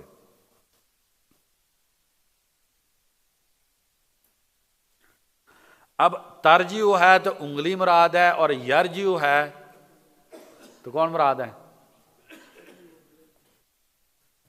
یرجع تو پھر سمندر مراد ہے، اگر یم کی طرف جائے گی، اگر یرجع ہے تو سمندر مراد ہے، اگر ترجیع ہے تو کوئی معنی میں بھی فرق ہے اس کے؟ میرے خیال اس طریقے کا ٹھیک نہیں ہے نا، صحیح ہے کوئی ایسی بات ہے؟ چلیں چھوڑیں جی، زیادہ اس طرح آپ کہتے ہیں نا دل نرم کرنے والی باتیں کریں۔ تو ابن عطیہ رحمہ اللہ اس آیت کی تفسیر میں فرماتے ہیں انما الحیات الدنیا لعب و لہو، تو فرماتے ہیں کہ یہ وہ دنیا مراد ہے، اس سے یہ وہ دنیا مراد ہے جو صرف دنیا کے لیے ہے۔ یہ کون سی دنیا مراد ہے؟ جو دنیا صرف دنیا کے لیے ہے، اور جو دنیا کے لیے نہیں ہے بلکہ آخرت کے لیے، وہ یہاں پر مراد نہیں ہے۔ اچھا، اب کہا جا رہا ہے اس کو زینہ، ایسے زینہ بھی کہا گیا۔ زینت کیا ہوتی ہے؟ پورے قرآن مجید کا اسلوب جو ہے کہ زینت اصل خلقت سے باہر کی چیز ہوتی ہے۔ زینت کیا ہوتی ہے؟ اصل خلقت سے باہر کی چیز ہوتی ہے، یعنی چیز کی ذات سے باہر کی چیز ہوتی ہے۔ تو کیا مطلب ہوا پھر اس کے کہ دنیا زینت ہے؟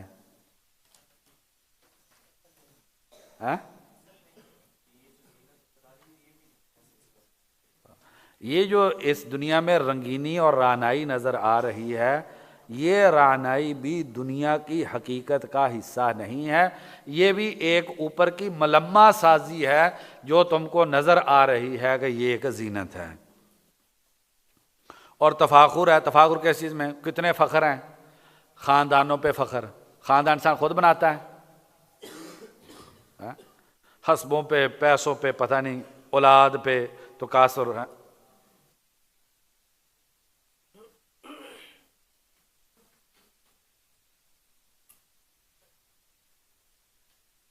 تو دنیا کی حیثیت اللہ تبارک و تعالیٰ نے کیا بیان کی ہے کہ یہ کھیل ہے، یہ تماشا ہے، یہ زینت ہے اور فخر کا ذریعہ ہے وغیرہ، اور آخرت میں یہ دنیا عذاب شدید ہے، یہ دنیا آخرت میں عذاب شدید ہے۔ اکثریت جنہوں نے جہنم میں جانا ہے اس کی وجہ دنیا ہے، اس کی وجہ کیا ہے؟ دنیا ہے۔ ترمذی شریف کی صحیح حدیث ہے، ہر امت کے لیے ایک فتنہ ہے اور میری امت کا فتنہ جو ہے، ہر امت کے لیے ایک فتنہ ہے اور میری امت کا فتنہ مال ہے۔ مالک بن دینار رحمہ اللہ فرماتے ہیں اتقوا السحارى الدنیا فإنها تسحر قلوب العلماء، جادوگر دنیا سے بچ جاؤ۔ نبی صلی اللہ علیہ وسلم نے فرمایا نا، مسلم شریف کی حدیث ہے، فاتقوا الدنیا واتقوا النساء، دنیا سے بچنا ہے۔ ہم کہہ رہے ہیں جفی ڈالنی ہے، نبی صلی اللہ علیہ وسلم کیا کہہ رہے ہیں؟ فاتقوا الدنیا واتقوا النساء، دنیا سے بچ جانا ہے اور دنیا میں مصیبت عورت سے بچ جانا ہے۔ ہم کہتے ہیں نہیں، یہ دونوں مصیبتیں لانی ہیں۔ میں یہ نہیں کہہ رہا شادی نہیں کرنی ہے، میں حرام عورت کی بات کر رہا ہوں۔ کئی بھائی ہنس رہے ہیں۔ تو فاتقوا الدنیا واتقوا النساء۔ اب مالک بن دینار رحمہ اللہ، ابن عبد البر رحمہ اللہ نے جامع البیان علمی و فضلی میں کیا ذکر کیا ان کا قول؟ اتقوا السحارى الدنیا، جادو کرنے والی دنیا سے بچ جاؤ، فإنها تسحر قلوب العلماء، یہ علماء کے دلوں پہ جادو کر کے ان کو دنیا دار بنا دیتی ہے۔ اور جب عالم دنیا دار بن جاتا ہے پھر کیا ہوتا ہے؟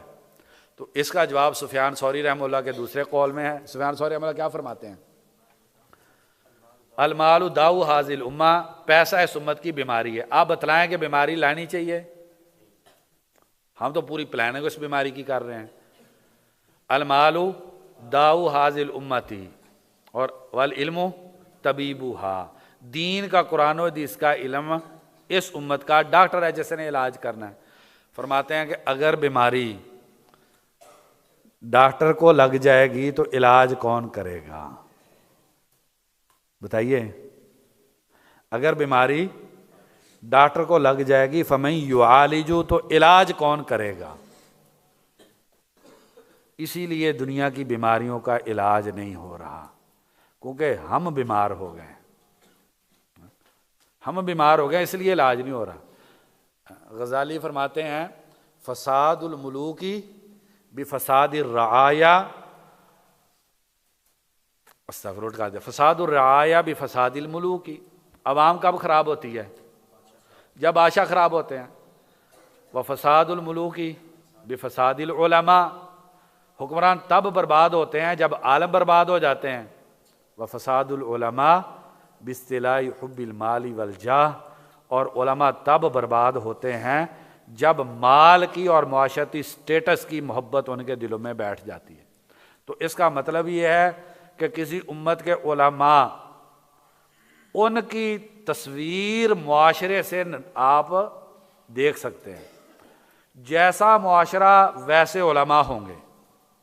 اگر معاشرہ بے حیا ہے، زانی ہے، شرابی ہے، فاسق ہے، فاجر ہے، بے غیرت ہے، بے حمیت ہے، تو یہ عکس و تصویر ہوگی علماء کی۔ اس کا مطلب ہے کہ اس دور کے علماء ویسے ہیں۔ غالباً عبداللہ بن مبارک یا سفیان ثوری رحمہ اللہ کا قول ہے اس میں جامع بیان علمی و فضلی میں کہ دو منار ہیں جنہوں نے بچا کے رکھنا ہے، ایک حکمران اور دوسرے علماء۔ حکمران تو صدیوں کے برباد ہیں، علماء تھے جو معاشروں کو روک کے رکھے ہوئے تھے۔ تو اب ہماری تو ساری گفتگو یہ ہوتی ہے وہ شہباز شریف صاحب نے ایسے کر دیا ہے، عمران خان نے تباہ کر دیا ہے، فلانے نے یہ کر دیا۔ ہماری مجلس سے کبھی اپنے گریبان میں منہ ڈال کے دیکھا ہی نہیں ہے کہ اس بربادی میں میرا اور آپ کا کتنا کردار ہے۔ ما ذئبان جائعان ارسلا فی غنم قوم بافسدا، دو بھوکے بھیڑیے، ترمذی شریف کی حدیث ہے، وہ بکریوں کا اتنا نقصان نہیں کرتے جتنا پیسہ اور معاشرتی سٹیٹس کا لالچ جو ہے انسان کے دین کا کر دیتا ہے۔ لوگوں کا قصور ہے اپنی جگہ پر، لوگوں کی کمی اپنی جگہ پر ہے، انہیں اس سے پوچھا جانا ہے۔ اصل تو برباد ہم نے معاشروں کو کیا ہے، ہمارا کردار ایسا ہے کہ جس کی وجہ سے یہ معاشرے برباد ہو گئے ہیں، ورنہ تو یہی بازار تھے نا، یہی دنیا داری تھی۔ ابن سیرین رحمہ اللہ ان کے بارے میں آتا ہے، جب بازار سے گزرتے تھے تو لوگ ان کو دیکھ کے اللہ کا ذکر شروع کر دیتے تھے۔ بازار تو دنیا تو یہی تھی۔ اگر شیخ البانی رحمہ اللہ نے اس حدیث کو صحیح کہہ دیا، حدیث تو صحیح نہیں، انما اولیاء اللہ اذا رؤوا ذکر اللہ، اللہ کے ولی وہ ہیں جن کو دیکھا جائے تو اللہ کا ذکر ہو جائے شروع۔ لیکن یہ عبداللہ بن مبارک رحمہ اللہ اور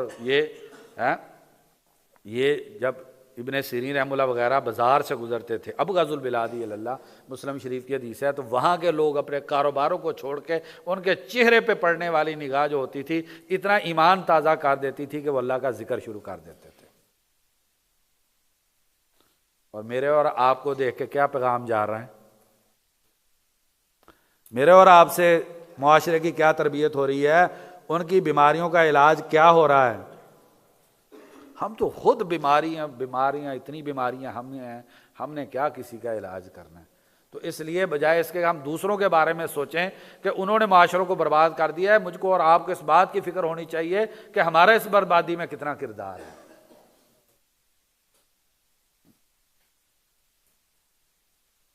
ہم دیکھیں نا، وہ نبی صلی اللہ علیہ وسلم کے چہرے پہ نگاہ پڑتی تو کیا کہتے ہیں؟ یہ جھوٹے کا چہرہ ہو نہیں سکتا۔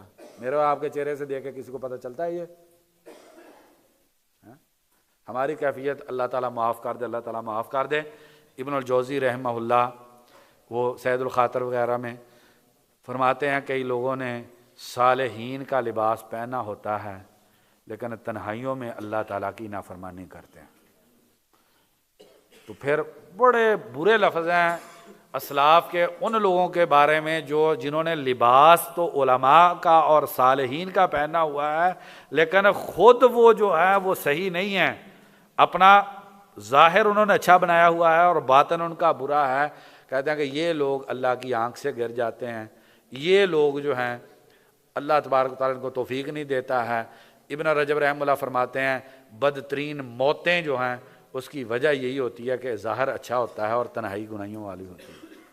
یستخفون من الناس ولا یستخفون من اللہ وهو معهم اذ یبیتون ما لا یرضی من القول وکان اللہ بما یعملون محیطا۔ ابن کثیر رحمہ اللہ کہتے ہیں یہ منافقین کے بارے میں آیت ہے۔ یہ آیت کس کے بارے میں ہے؟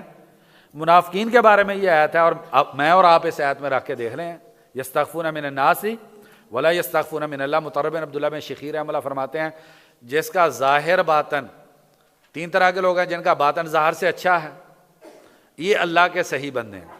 دوسرے جن کا ظاہر باطن ایک جیسا، یہ بھی اللہ کے بندے ہیں۔ اور فرماتے ہیں جن کا ظاہر اچھا ہے باطن سے فلیس بعبد للہ، یہ اللہ کا بندہ نہیں ہے۔ ایمانداری سے بتائیں کہ ہمارا جو ظاہر ہے کیا ہمارا باطن ویسا ہے، ہمارا دل ویسا ہے، ہماری تنہائیاں ویسی ہیں؟ تو ہمیں بیماری لگ گئی ہے بھائی، اپنی بیماری کا ہم علاج کر لیں، معاشرے کافی بہتر ہو جائیں گے، معاشروں میں بڑی خیر آ جائے گی۔ جی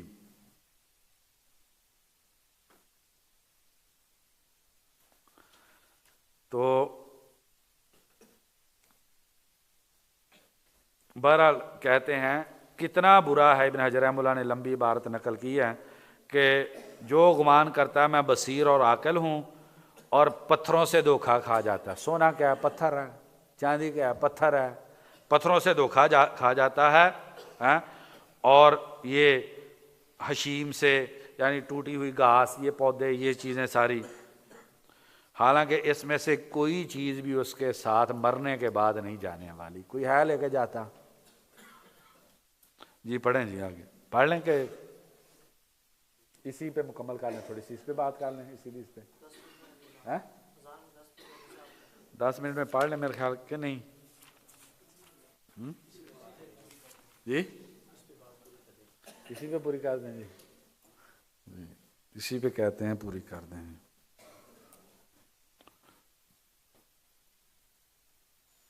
امام زہری رحمہ اللہ بادشاہوں کے پاس آتے جاتے تھے، اور ایک آدمی کا یہ ہمارے اسلاف کے اندر ایک بحث موجود رہی ہے کہ جو حکمرانوں کے پاس جاتے ہیں وہ کیسے لوگ ہیں، یہ ایک بحث ان میں موجود رہی ہے۔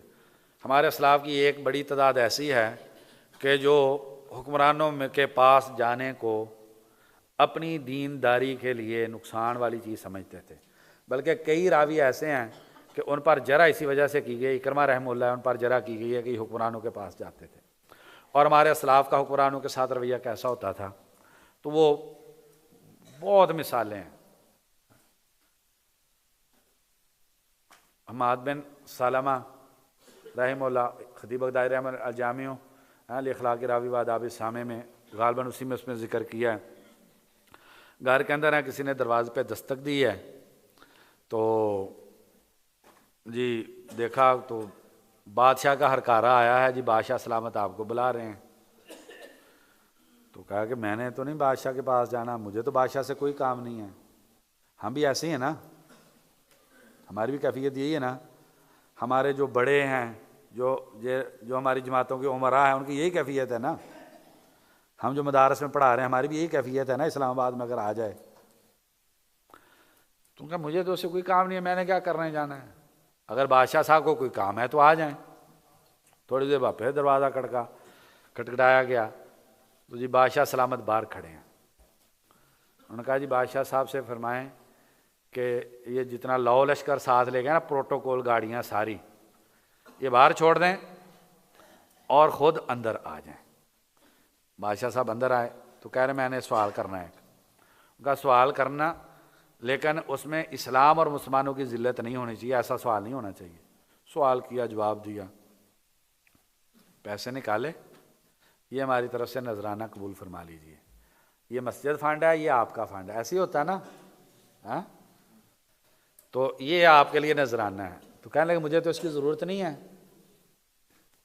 بادشاہ نے کہا آپ ایسے کریں کہ آپ جا کے فقراء میں تقسیم کر دیں، آپ کو اجر مل جائے گا۔ ہمارے اسلاف دیکھیں، دنیا دیکھیں ان کی نگاہ میں، آخرت دیکھیں، اللہ تعالیٰ دیکھیں ان کی نگاہ میں کیا ہے۔ کہنے لگے پیسے صدقہ ہی کرنے ہیں، آپ خود جا کے صدقہ کر دو، میں کیوں آپ سے لے کے صدقہ کروں۔ تو اسی لیے ابن القیم رحمہ اللہ فرماتے ہیں العلماء ملوک الملوک، علماء بادشاہوں کے بادشاہ ہوتے ہیں۔ ہماری پوری تاریخ میں ہمارے اسلاف نے، محدثین نے بادشاہوں کو جوتی کی نوک پہ رکھا ہے۔ یہ تعبیر بالکل صحیح ہے، اپنے پاؤں کی جوتی کے نیچے رکھا ہے۔ اب امام احمد رحمہ اللہ کا آپ دیکھ لیں، پتہ نہیں میں نے پچھلی مجلس میں یہ ذکر کیا تھا یا کہ نہیں۔ امام احمد رحمہ اللہ بادشاہ کی سب سے بڑی خواہش یہ ہے کہ امام احمد ایک وقت کا کھانا میرے گھر میں کھا لیں، ایک وقت کا کھانا۔ ہمارے لیے یہ شرف ہے اور ہمارے لیے یہ بہت بڑا اعزاز ہے، اور ہم مجلسوں میں بتاتے رہتے ہیں، پہلے سیلفی لیتے ہیں، وہ پوری دنیا میں بھیجیں گے جی میں نے آج فلانے کے ساتھ کھانا کھا لیا، ایسے ہی ہے۔ اور وہ ہماری وہ ڈی پی پہ لگی ہوگی، واٹس ایپ کی، فیس بک پہ، اور پتہ نہیں کس کس مصیبت پہ ہم بتلائیں گے، بڑا تیر مار کے آئے ہیں ہم۔ تو امام احمد بادشاہ کی سب سے بڑی خواہش ایک وقت کا کھانا میرے گھر کھا لیں، نہیں کھایا، نہیں کھاتے تھے۔ تو ایک مرتبہ 3 دن کے بھوکے، ایک کتاب ہے محنت الامام احمد، اس کے اندر یہ واقعہ جو ہے انہوں نے ذکر کیا۔ 3 دن کے بھوکے، شاگردوں نے دیکھا کہ امام صاحب استاد جی جو ہیں وہ بڑے بھوک میں نڈال ہیں، تو کھانے کا کوئی انتظام کریں۔ کہیں سے آٹا لیا تو تھوڑی دیر میں روٹی لے کے آ گئے۔ امام احمد رحمہ اللہ نے پوچھا اتنی جلدی روٹی تیار کیسے ہو گئی؟ کہا جی آپ کے بیٹے سالے کے گھر میں آگ جل رہی تھی، تو ہم نے اسی پہ جو ہے نا، وہ پہلے سے تندور تپا ہوا تھا، تو ہم نے اسی پہ روٹی لگا لی۔ تو امام احمد 3 دن کے بھوکے کھانا نہیں کھایا۔ کہا کہ سالے کے گھر میں بادشاہ کی طرف سے آتا ہے، اس نے مجھے دینے کی کوشش کی، میں نے نہیں لیا، میرے بیٹے سالے کا وظیفہ حکمران نے لگایا، اس کے گھر میں پیسہ جو ہے نا وہ بادشاہ کا آتا ہے، میں بادشاہوں کے پیسے پہ پکی ہوئی روٹی بھی نہیں کھا سکتا، 3 دن کے بھوکے ہیں۔ آپ سمجھتے ہیں یہ بادشاہوں کے سامنے جھک جائیں گے؟ وہ سید حلبی رحمہ اللہ کا واقعہ نا، اب اگر یہ واقعات شروع کریں گے لمبا وقت چلا جائے گا۔ ایک مجلس میں بیٹھے ہوئے ہیں، ٹانگ پھیلائی ہوئی ہے، تو بادشاہ نے گزرنا تھا، گزرنے کی وہی جگہ تھی، اب بادشاہ دیکھ رہا ہے یہ ٹانگ پیچھے کرے میں گزر جاؤں، وہ ٹانگ پیچھے نہیں کر رہے، درویش آدمی ہیں، انہیں کیا فکر یہ بادشاہ کی. تو بادشاہ واپس چلا گیا. انہوں نے کہا کہ اس کو کوئی کرتے ہیں، طریقہ کار لگاتے ہیں. مولوی کو خراب کرنے کے لیے کیا ہے، سرکاری کمیٹی اسلامی نظریاتی کونسل کا ممبر بنا دے، فلانا فلانا عہدے میں ڈال دیں ان کو. بادشاہ نے کہا کہ جی بھیجا کہ یہ بادشاہ نے تھوڑا سا آپ کے لیے نذرانہ بھیجا ہے. تو آگے سے کہنے لگے اس کو جا کے کہہ دے جو ٹانگ پھیلاتا ہے وہ ہاتھ نہیں پھیلاتا. اتنی حیثیت تھی بادشاہوں کی اتنی حیثیت تھی ائمہ محدثین کی نگاہ میں. تو سید بن جبیر رحمہ اللہ سیر میں واقعہ ان کا، تو بیت اللہ میں وہ عبد الملک بن مروان کا شاید، تو کہا کہ کچھ آپ کی خدمت کر سکوں. تو کہا کہ مجھے شرم آتی ہے اللہ کے گھر میں تم سے لوں، تم سے میں مانگوں، اللہ کے گھر میں بیت اللہ میں ہو کے تم سے مانگوں، مجھے شرم آتی ہے. بادشاہ نے کہا چلو ٹھیک ہے. جب باہر نکلے تو بادشاہ نے کہا کہ اب چلو اب تو اللہ کے گھر میں نہیں ہے نا، اب کر لے. انہوں نے کہا دنیا دے سکتے ہو کہ آخرت؟ آخرت تو نہیں دے سکتا، دنیا دے سکتا ہوں. کہا دنیا تو میں نے اس سے کبھی نہیں مانگی جس نے بنائی ہے دنیا، تم سے کیا دنیا مانگنی ہے. اور ہم ہیں ہی منگتے دنیا کے. دیکھ لیں ہمارا. تو ایک یہ طریقہ کار تھا امام محدثین. امام بخاری رحمہ اللہ کو کہا گیا بخاری گھر میں آ کے پڑھا دیں. انہوں نے کہا میں علم ذلیل نہیں کرتا. انہوں نے کہا جی ہمارے بچوں کے لیے علیحدہ مجلس لگا دیں، یہ غریبوں کے بچوں کے ساتھ نہیں. کہا میں یہ کام بھی نہیں کرتا.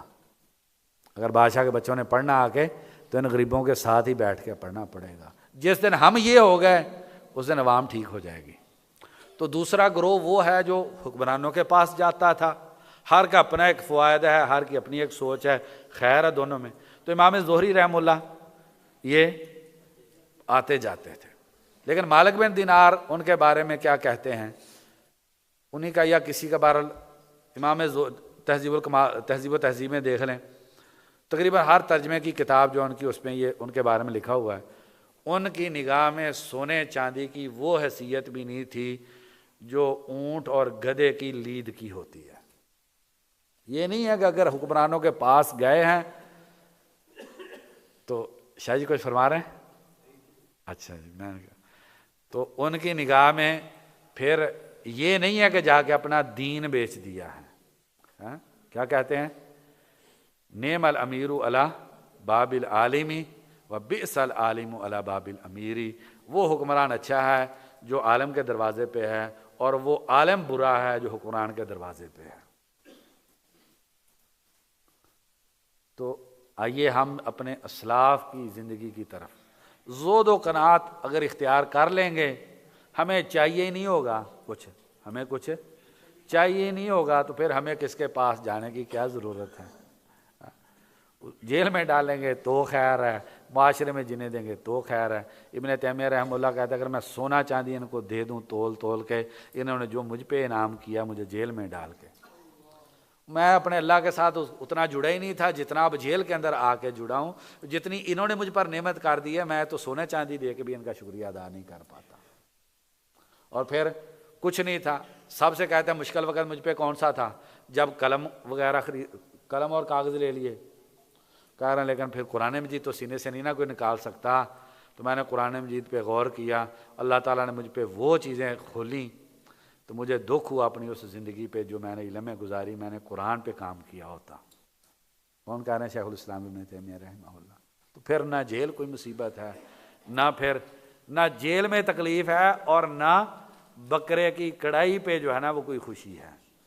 اللہ تبارک و تعالی ہمیں ویسا بننے کی توفیق عطا فرما دیں جیسا ہمارا رب ہمیں دیکھنا چاہتا ہے.